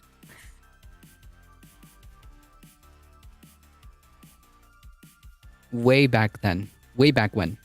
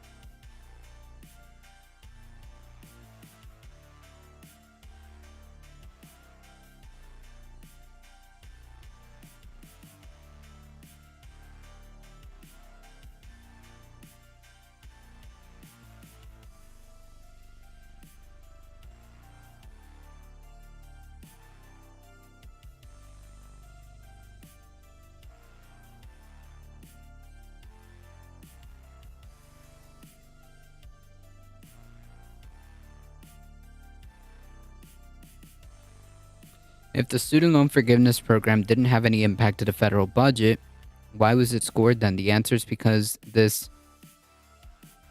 federal dollars will be used to pay this debt off, and those federal dollars will have to come from someplace. This would be the same as if we're talking about home mortgage debt. Yeah, but none of this, no, none of this is the same. In other words, if the federal government would relieve home mortgage holders of this debt, the federal government would be paying loan servicers.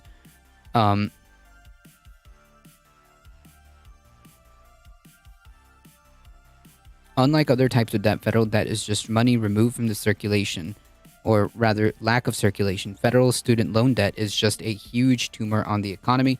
It's money that literally can't circulate. Right, because it's federal. And these loan servicers are generally like federal, aren't they? They're tied to the government. Who services federal student loans?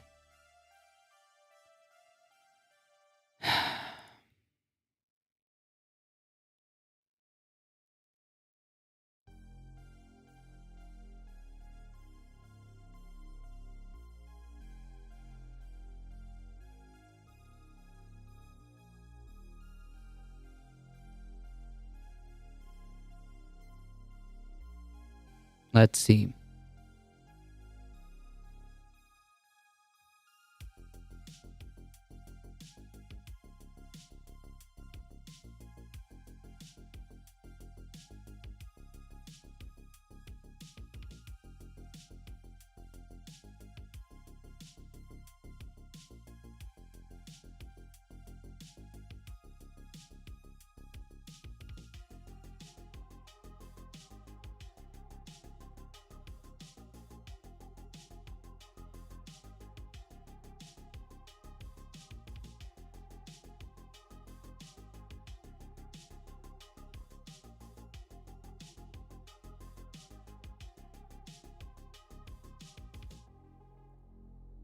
No, there's not a wide variety of them. There's like a handful that do federal student loan programs.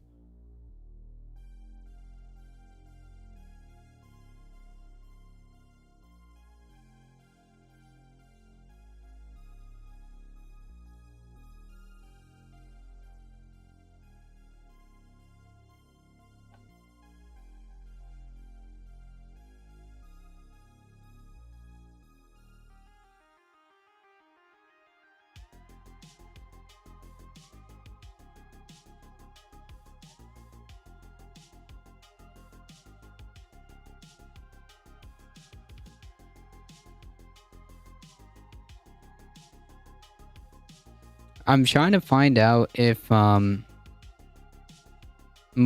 is like a private thing, or is it just like a non-profit that's like an offshoot that's serviced by the federal government.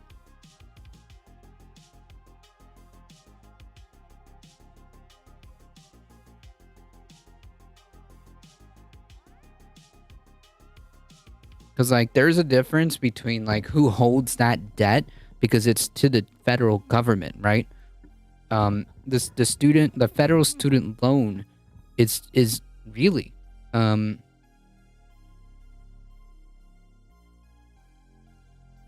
is really just like a intermediary, right? Because at the end of the day, isn't that owed to the federal government?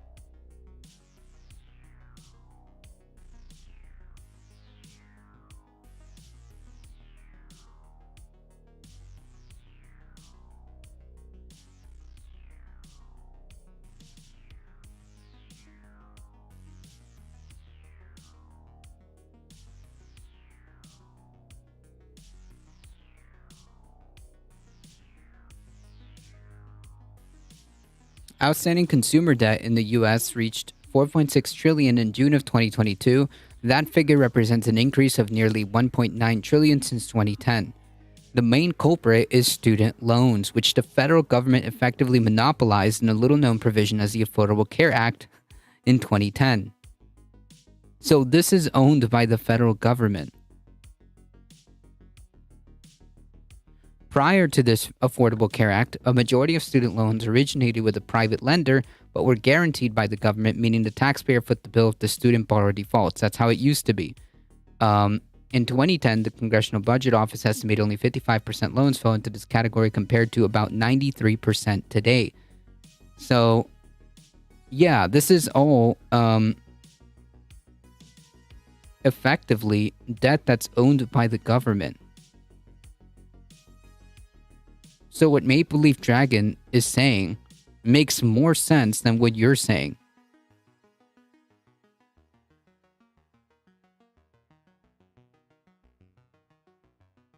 So, yeah, anyways.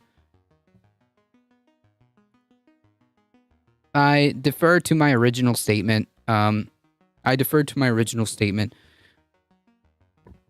Debt Jubilee, generally speaking, ends up in a better economic sense than tying people to this type of debt, and especially tying people to federal government debt. Yeah. Judge gives 5 weeks to stop expelling migrants under Title 42 policy. In a huge win, a federal judge on Wednesday gave federal immigration authorities 5 weeks to stop using this public health authority known as Title 42 to swiftly expel migrants, a ruling that could block the main tool the Biden administration has used to manage an unprecedented migration wave along the U.S.-Mexico border, which coincidentally happens to be a tool that was put in place by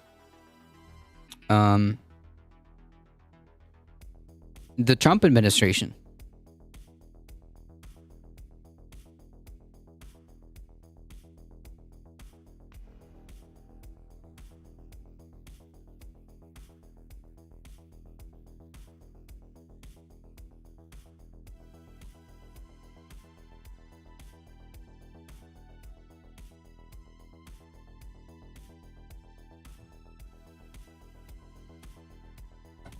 In an earlier ruling on Tuesday, Judge Emmett Sullivan of the U.S. District Court of Columbia voided an order issued by the CDC that has allowed the U.S. border officials to expel hundreds of thousands of migrants on public grounds, saying the edict was not properly enacted.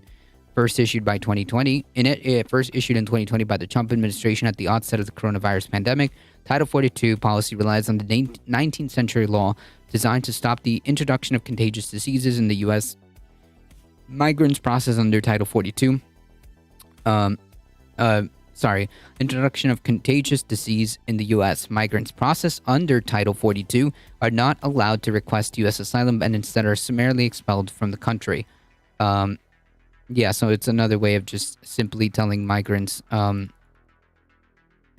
go F yourselves. So, thankfully, thanks to the ACLU, Tuesday's ruling, which was stemming from a lawsuit by the ACLU, argued that Title 42 places migrants in harm's way and violates U.S. asylum law. Migrants on U.S. soil, including those who cross the border illegally, are permitted to request humanitarian protection. This ruling is of enormous significance for asylum seekers and will hopefully put an end to the misuse of public health laws to block desperate people from seeking protection. Lee Gerritsen, the ACLU lawyer who filed the lawsuit. Later on Tuesday, this is what I don't understand. You have clowns like, Trump yesterday talking about how we have an open border and whatnot, but yet the policies have largely, with the exception of some things, have largely remained the same under the Biden administration, including this horrendous Title 42 nonsense. Thankfully, the ACLU has won this lawsuit and now has successfully managed to repeal this.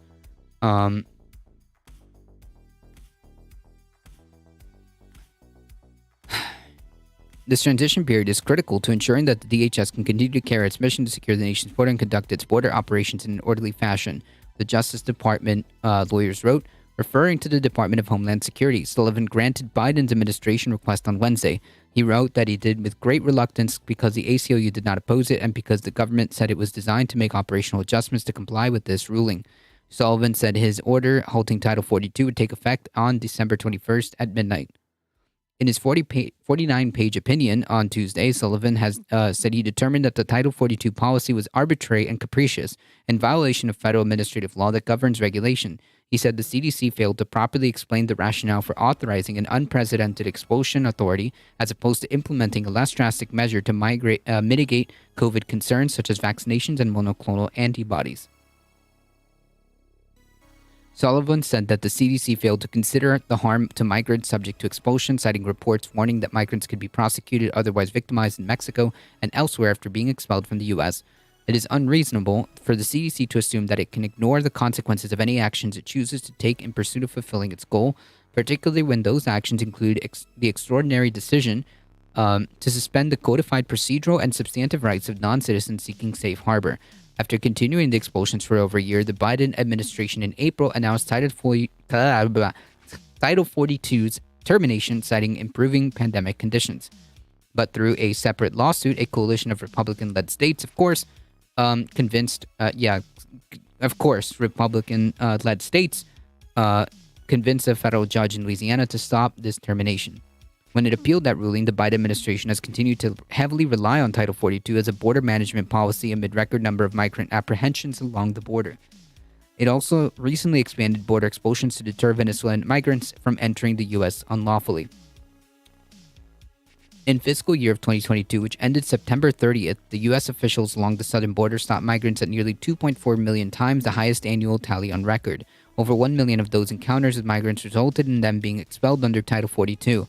On paper, Title 42 applies to both land borders with Canada, Mexico, and migrants of all nationalities, but is mainly used along the southern border to turn back Mexican and Central American migrant adults to Mexico or Central America's Northern Triangle region, made up by Guatemala, Honduras, and El Salvador. For diplomatic and logistical reasons, the U.S. has not used Title 42 on large scale to expel migrants from other nationalities. One exception was an air expulsion blitz to Haiti in the fall of 2021, following the sudden arrival of thousands of Haitian migrants to Del Rio, Texas. For over 2 years, Mexico only allowed the U.S. to expel Mexican and Central American migrants to its territory, but in October, Mexico announced that it would accept expulsions of Venezuelans as part of a broader strategy that included the U.S. agreeing to allow up to 24,000 Venezuelans to enter the country legally. While the Trump and Biden administration had both portrayed the Title 42 policy as a tool to reduce coronavirus outbreaks in the border holding facilities, its public health rationale has been contested by public health experts, including CDC officials who objected to this policy being implemented. Yeah.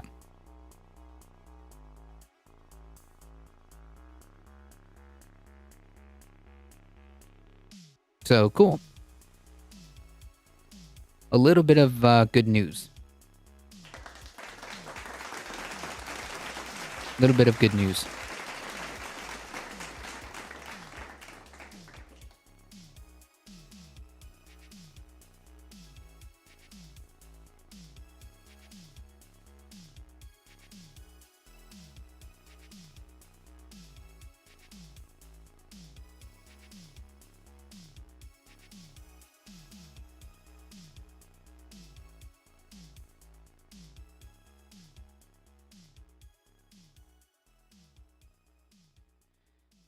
McTurtle.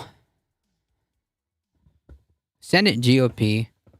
Mitch McTurtle has won a secret ballot leadership election after days of finger-pointing over Republican midterm losses, putting him on pace to becoming the longest-serving Senate majority party leader in U.S. history. May I remind you, he also claimed that he was going to retire or quit if Republicans lost control of the Senate. I guess that went out the window. He would retire. Yeah, I remember now his exact claim. His exact claim is that he would retire if Republicans lost the Senate. And I remember this because Charles Booker said that we should help Mitch McConnell retire. I specifically remember a tweet like that. But apparently that's a lie. McConnell defeated Rick Scottamore, his first challenger in 15 years, atop his conference.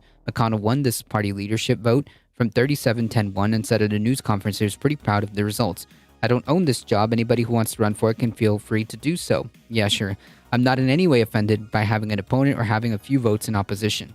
Asked whether the challenge to his leadership made him more or less likely he'll step aside after next year, when he will beat the record of longest-serving Senate party leader, McConnell said, look, I'm not going anywhere, despite literally saying if they lost the Senate, he would retire.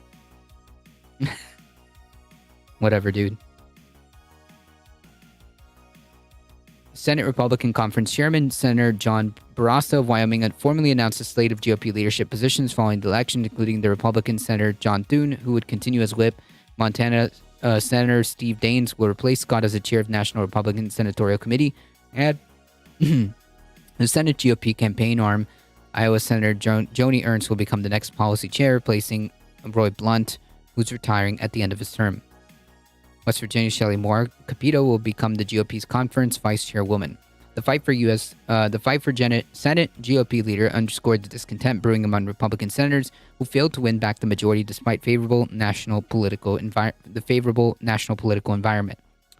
I voted for change, said South Carolina Senator Lindsey Graham, and I accept the results of the conference, and I hope we can do better. Do you guys think the GOP will continue to fund the proxy war in Ukraine? Do you mean that they will vote to continue to provide aid to Ukraine like they did last time, to the tune of like tens of billions of dollars? I would say yeah. I would say the GOP would absolutely vote for more aid to Ukraine. I don't see why they wouldn't. I don't see why they wouldn't.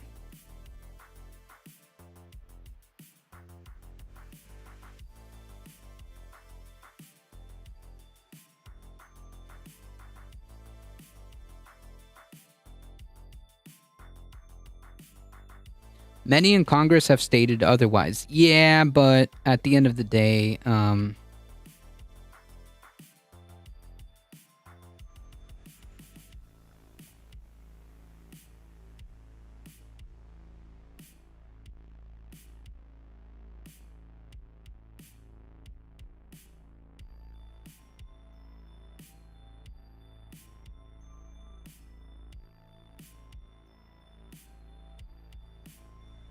because many of them in Congress have stated otherwise, Boebert and MTG, for example. Yeah, I think it won't matter. I think at the end of the day, these handful will not. I don't know. If you ask me at the end of the day, they will absolutely vote to provide more aid to Ukraine. They will absolutely vote for that. I don't see them, actually making an about face. Maybe one or two, but that's about it.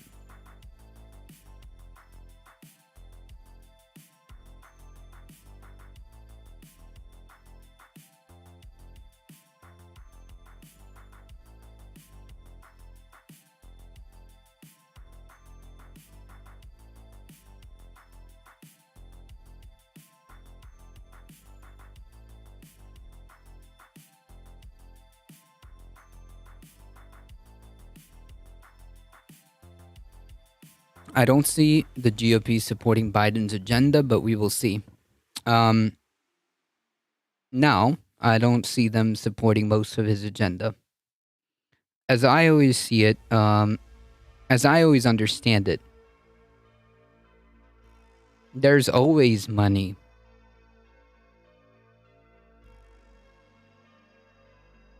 There's always money for war. There's always money if it's going to trickle down to the military-industrial complex. Make no mistake.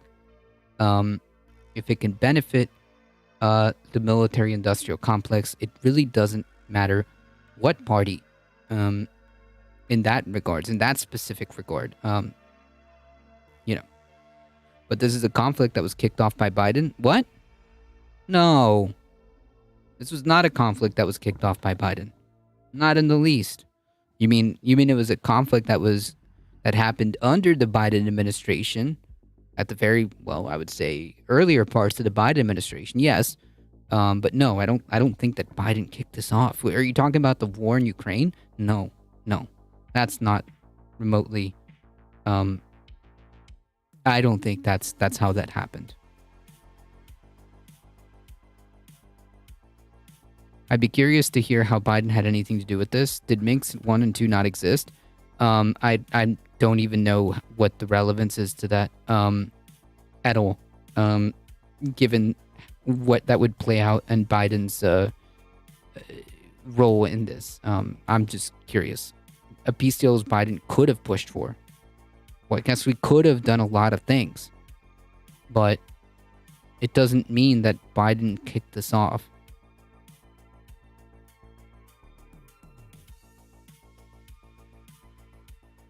They'll oppose the agenda until it comes time to dole out the money. Then they're all gimme, gimme, gimme. Yeah.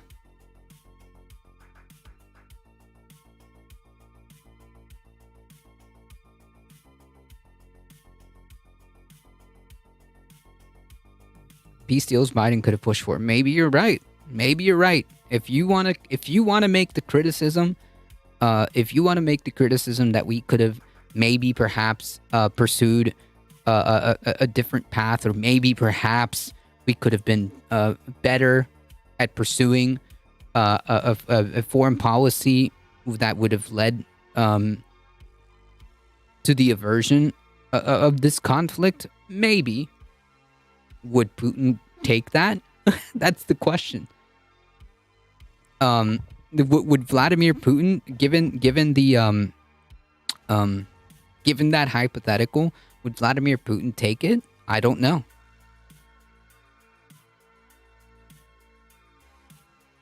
I'd be curious to see how Biden had to do anything with that coming from the other side of the aisle. Are you familiar with Biden withholding money from Ukraine and his son's seat on the energy firm? Yeah, but you could say that there's arguments for... this still has nothing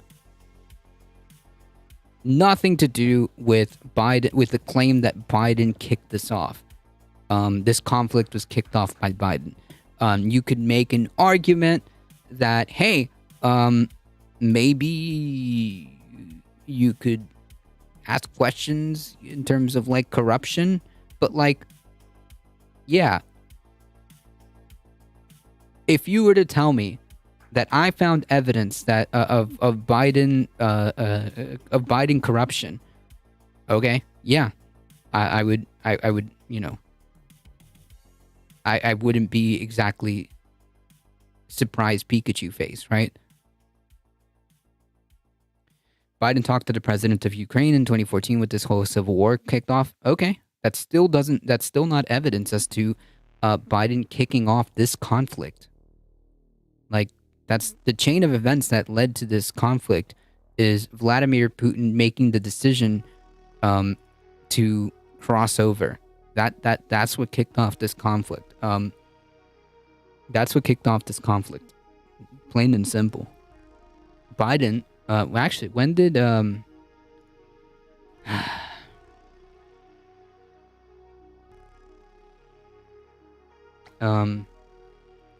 when did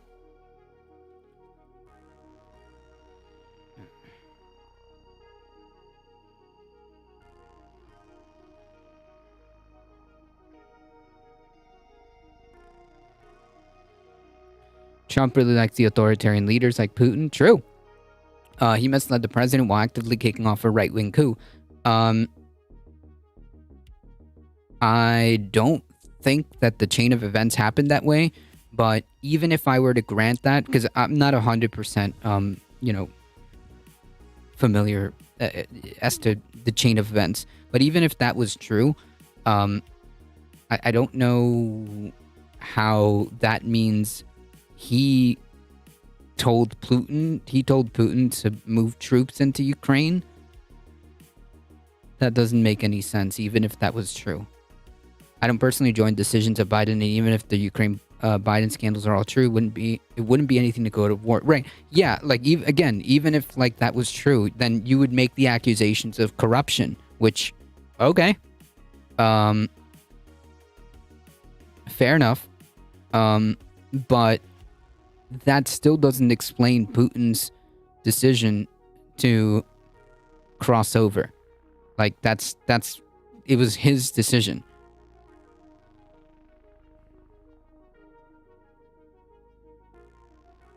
That's fine. That could have been very well true, but that doesn't explain Putin's decision to cross over into Ukraine. That was his decision. At any given point, Putin could have made the decision to say, hey, maybe we're not going to do this, and then not attack. That's about it.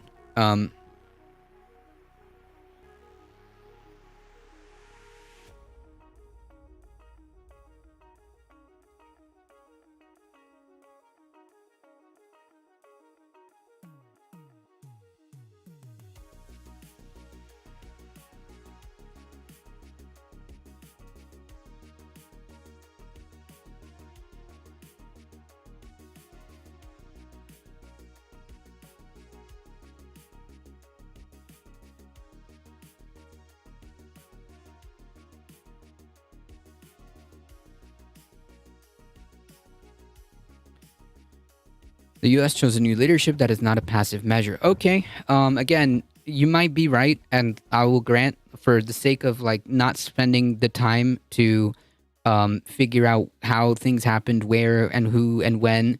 That still doesn't explain Russia's decision. That still doesn't excuse or explain Russia's decision to cross troops over. It doesn't make any sense. Even if it's true, even if you make the most violent right wing coup, it turns out Vladimir Putin is incredibly right wing. So it just doesn't. None of that explains the reasoning and the rationale.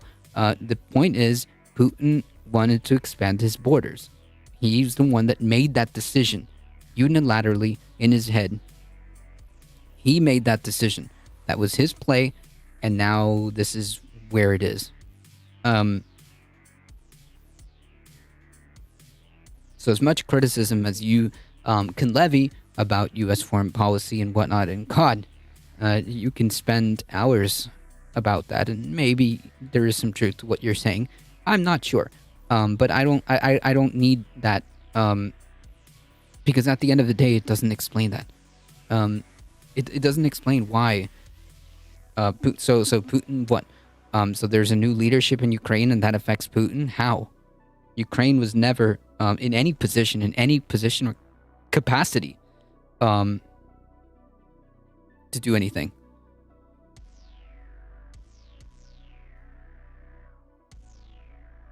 No, it doesn't matter about overt or covert policy. The point is, why did Putin cross his troops over? What was the purpose of that? What was the purpose? Like, even if it's true, again, even if it's true that the U.S. did all this, why did Putin cross his troops over when he could have just stayed in his own land? He could have just stayed in his own territory.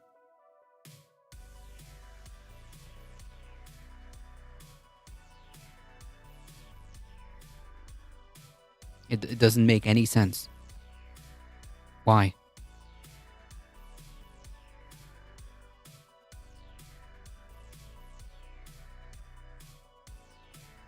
Yeah, he did. I don't know if that was a question. The sovereignty was overthrown in 2014. Sovereignty of what? Ukraine? Okay. Again, I don't know exactly how that went down. But even if I were to grant you that as true, even if all of that was true,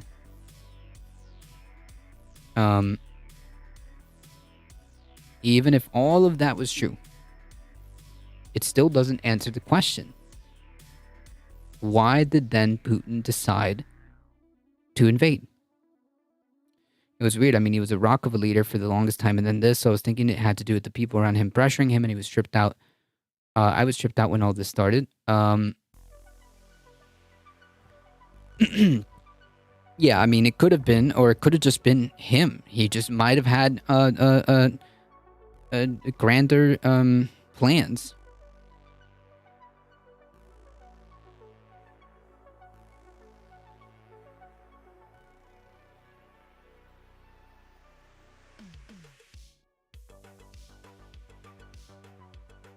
His last two raw in presidency? Yeah. Who knows?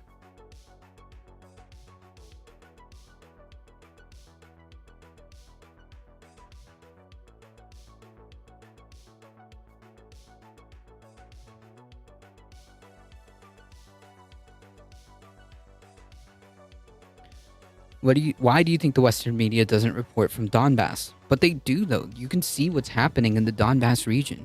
All of that you can find if you wanted to. If you wanted to, you could find out what happened in the Donbass region. Donbass, I don't know how to pronounce it. Either way, my point is that Putin didn't have to do any of this. Putin didn't have to do any of this. Putin didn't have to step into Crimea. He didn't have to step into land that wasn't his. He didn't have to step into business that had nothing to do with him. Even if it's the case, you know, even if it's the case that all this went down and there was like a right-wing coup and all this other stuff happened, it still doesn't make any sense. It's unfortunate because it's like a Karen situation, but it was going bad. He just doubled down. Yeah, he had no choice because if he was seen weak, opportunists might sense an opening. There's no real provocation at all to step in there. Yeah, you could see reports of Russian oligarchs mysteriously being clapped. So there's definitely a power struggle that happened for a moment there. Freya. There was a couple of very prominent Russian oligarchs that were clapped in mysterious ways. So there was definitely some kind of power struggle there. For sure.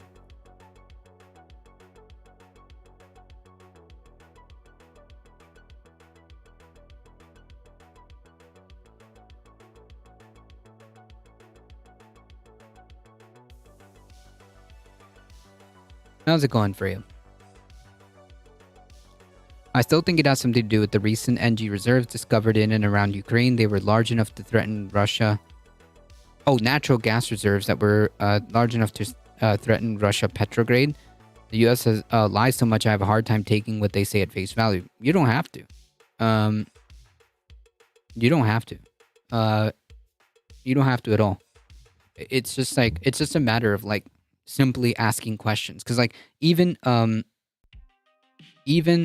if I don't completely know the full situation, I can still, go through, the Socratic method and try to arrive at like the reasoning behind this stuff, and it doesn't make any sense. Do you know the president of Venezuela? Yeah, of course. It's the Maduro guy, Nicolás Maduro.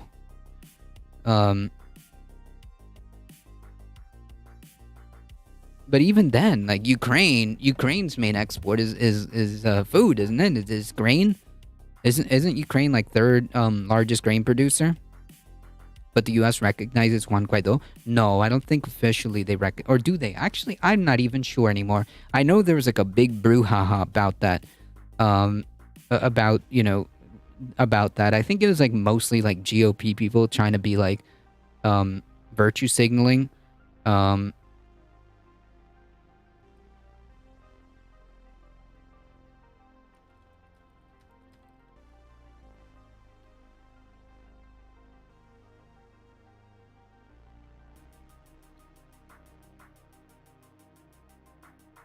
Oh wait, no. I think Trump did. Yeah, I think during like one of the thank you for asking, no problem. I think during the Trump presidency, I think he made in his State of the Union, and people like kind of went along with it, because yeah, you're right. As far as like the state, the U.S. state recognizes Juan Guaido as the as the legitimately democratically elected whatever interim president. I don't know. It doesn't matter. It doesn't matter. You can disagree with this because obviously this is not the case. Whether you like Nicolás Maduro or whether you don't, obviously the current leader of Venezuela is Maduro. It doesn't matter what you perceive, what the U.S. perceives or not. The U.S. official policy is that Juan Guaido is a person in Venezuela, is the person nobody in Venezuela voted for as a president of Venezuela. Yeah. It doesn't matter. There's a recent example. It does matter if it is a recent example of the U.S. subverting democracy.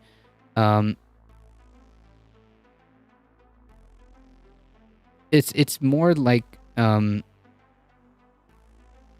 I don't know if that's what I would categorize it as. characterize it as. But yeah, this is wrong. This is incorrect. Obviously, this is incorrect. I hope he finds a way to get the trail back home and finds a suitable resolution that benefits him, yet ends the occupation of Ukraine. No, I don't want anything to benefit Vladimir Putin. I don't want autocrats to be benefited. He made that decision, so now he has to, live with it. The U.S. is a bad faith actor. I think in some cases it is, and it's okay to call it out. I think that there's plenty of evidence, or I should say, there are cases where you can legitimately say that the U.S. is being a bad faith actor, and that's okay to call out. This would be one of the This would be one of them. This would be one of them. It's a clear-cut case. There's no, there's really no way around this one. Yeah.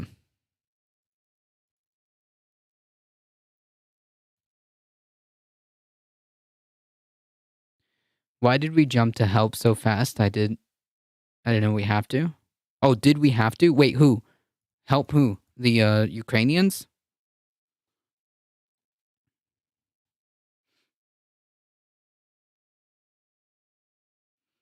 I don't know.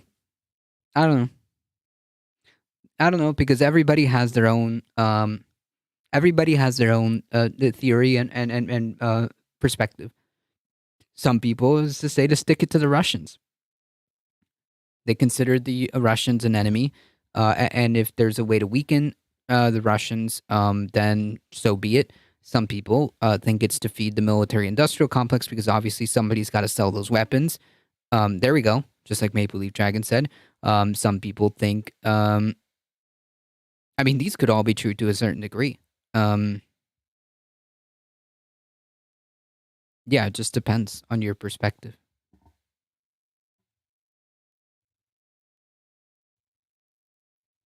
I would probably defer to like Occam's razor, right? The simplest explanation is often best.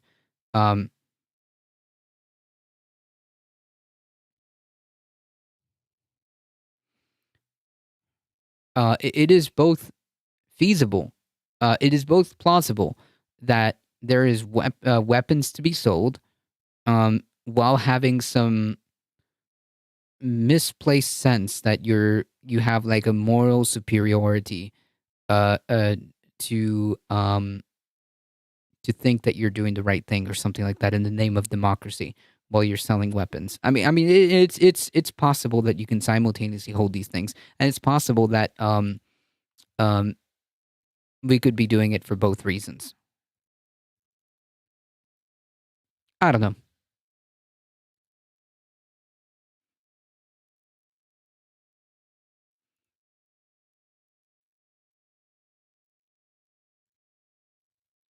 Money. Yeah, very well. Very well. Very plausible explanation. There's money to be made when you have to sell weapons. After all, weapons are no good if they're just sitting there. You got to use them so that they can sell more. Oil and war. Do you want any? Do you need anything besides this? Yeah, it's possible. Somebody said earlier that their natural gas reserves could be of value to the Russians as well. Who knows? That's possibly an explanation as to why Putin invaded. As to why we helped them, maybe we could benefit from that. I don't know. Biden was pulling back the military slowly, and now there's a new hot war. There's tension in China and Chinese waters right now. Right now. Ralph Yoyan, thank you for the follow. Taiwan, yeah, the whole Taiwan thing was getting pretty spicy.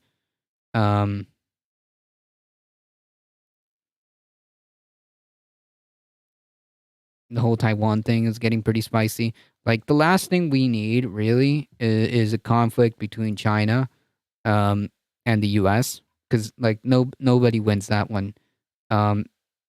In no world is it going to be a good thing that, China and the US cross swords? No, that's not a good thing. But with that being said, the likelihood that China and the US crosses swords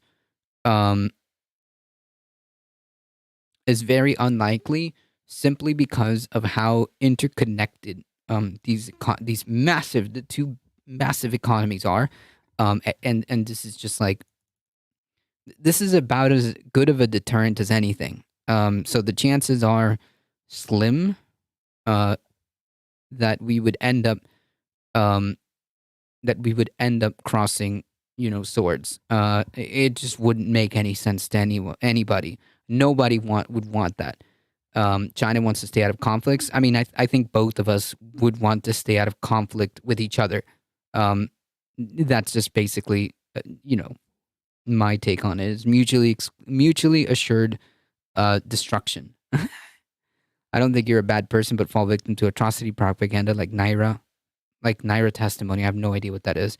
I mean, like, I think I've become pretty good at just kind of parsing out stuff, and I think that information is out there. Information is out there, and I think that you can also ask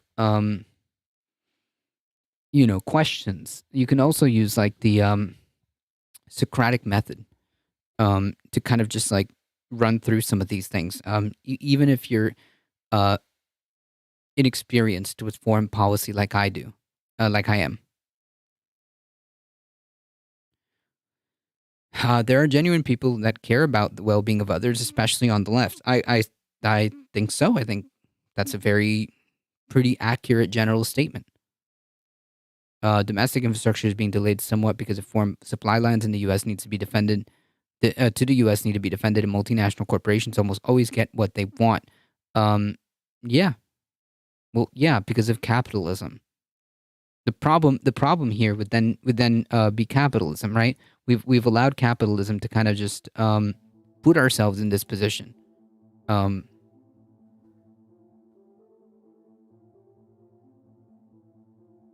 This may be a stretch, but after COVID, major crap has happened on one after the other. They trying to keep us scared and locked down emotionally and mentally, even though there's real events. Nah, I think we're stretching it a little bit. I think we're stretching it. I think we're stretching it. No. I mean, could you make an argument that like maybe COVID has put such a stress on humanity? Maybe, but I don't know. I wouldn't say it's like, it's because of all of this. I don't know. Keep in mind that we're dealing with a lot of crises that are happening simultaneously. Keep in mind we're dealing with like crises that are happening simultaneously. Like there's also like the impending climate crisis. That's just kind of like frog in the boiling water kind of deal, right? I wanted to take it far so I can reel myself back in. Well, I am a difficult truth, so I'm not into super conspiracy stuff. Me neither.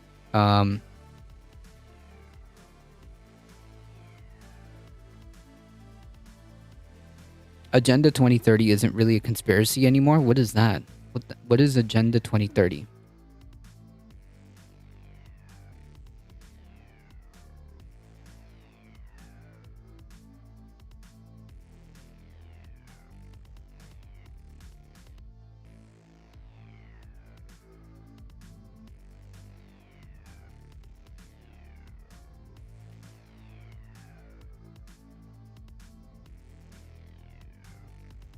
Okay.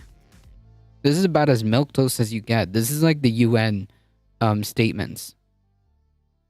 Yeah, dude, we need to address poverty and hunger worldwide. We obviously need to protect the planet from environmental degradation and manage the climate crisis. Yeah, as human beings, it should be kind of like par for the course that human beings have like food, housing, education, and healthcare. Cool, dude. Yeah, war is bad. Yeah, cool. This is what I get when I Google Agenda 2030.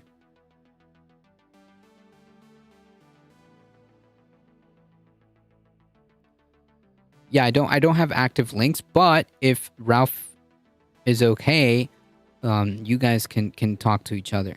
Our world population is 8 billion strong. True.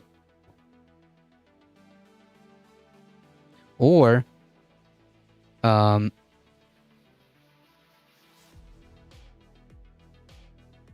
didn't think of that. What? What, climate goals? Yeah, climate goals are all connected. Because everything is yeah, the 2030 thing is pretty milquetoast. It's the UN saying we need to get our shit together. Which yeah, they're correct. And it's all connected. You can't have a strong economy. There'll be no such thing as an economy without addressing the climate crisis, because if you don't address the climate crisis, pretty much everything else falls after that. It is irrelevant. There's no point in thinking about an economy if you can't address the climate crisis. I mean, what kind of economy are you thinking about, right? What kind of economy are you thinking about when you have no ability to grow food?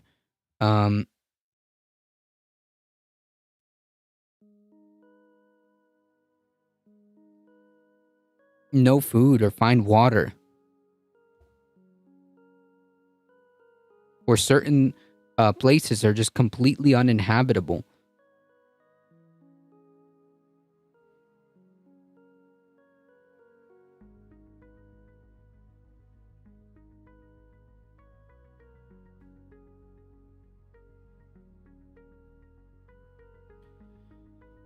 U.S. covert policy's history is not about being sold. It's just as relevant as overt policy. Yeah, sure. If you want to tell me that the U.S. has engaged in some shady ass shit, and probably continues to engage in some shady ass shit, yeah, it's happened.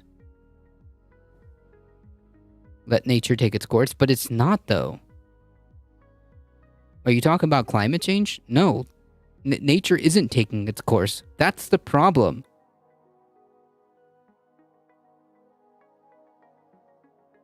Nature isn't taking its course.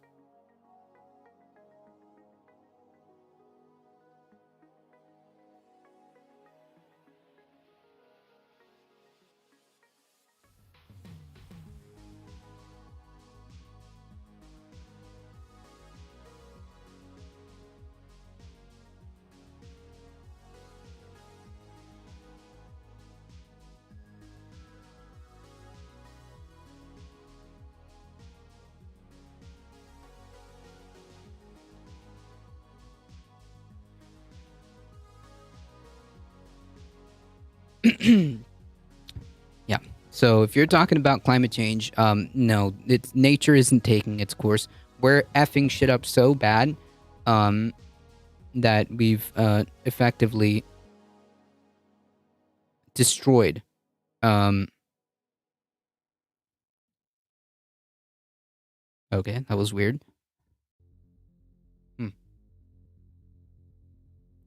Anyways, yeah, nature isn't taking its course. We're effing things up at a way fast rate. We're completely destroying the balance of ecosystems that keep us alive. We're completely effing up the way things are in this planet, to the point of irreversibility, if that's a word. So yeah, no, nature is not taking its course. So yeah, no, you have no idea what that even where to be. You have no idea what you're talking about, is what I'm trying to say. All right, it's about to be 8 o'clock. I gotta get going.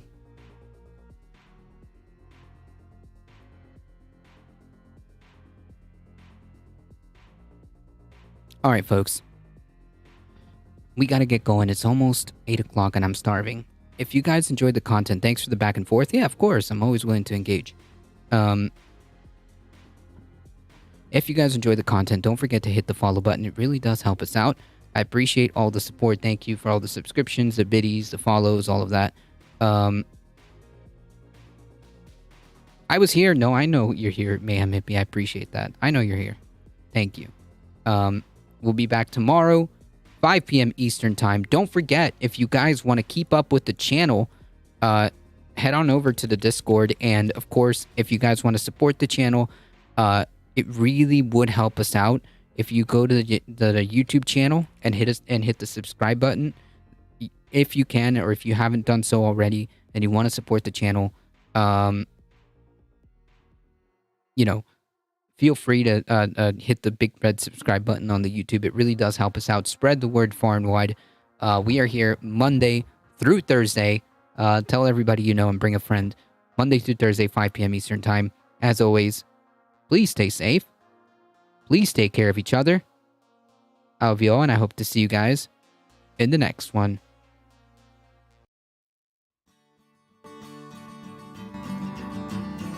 You have not come up on my TikTok in a while. Yeah, I need to start making more TikToks.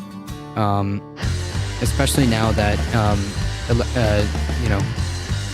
the dear leader has decided to run again. I'm just really bad at creating content. I'm really bad at keeping a schedule and keeping uploads and whatnot. I'm a streamer, you know? I gotta talk to the Beccasphere and see if she can help me out, like actually formulate content that I can actually put on YouTube and put on TikTok, because man, am I bad at this game. Anyways, thank you. Laters. I appreciate you guys. As always, stay safe. Take care of each other. I love you all, and I hope to see you guys in the next one. Tomorrow. See ya.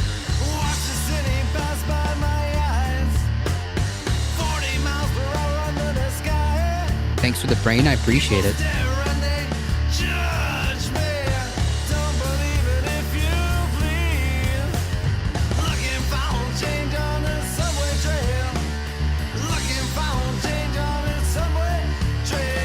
The Earth will regulate itself. What will be, will be. Not really, if we're the ones effing things up.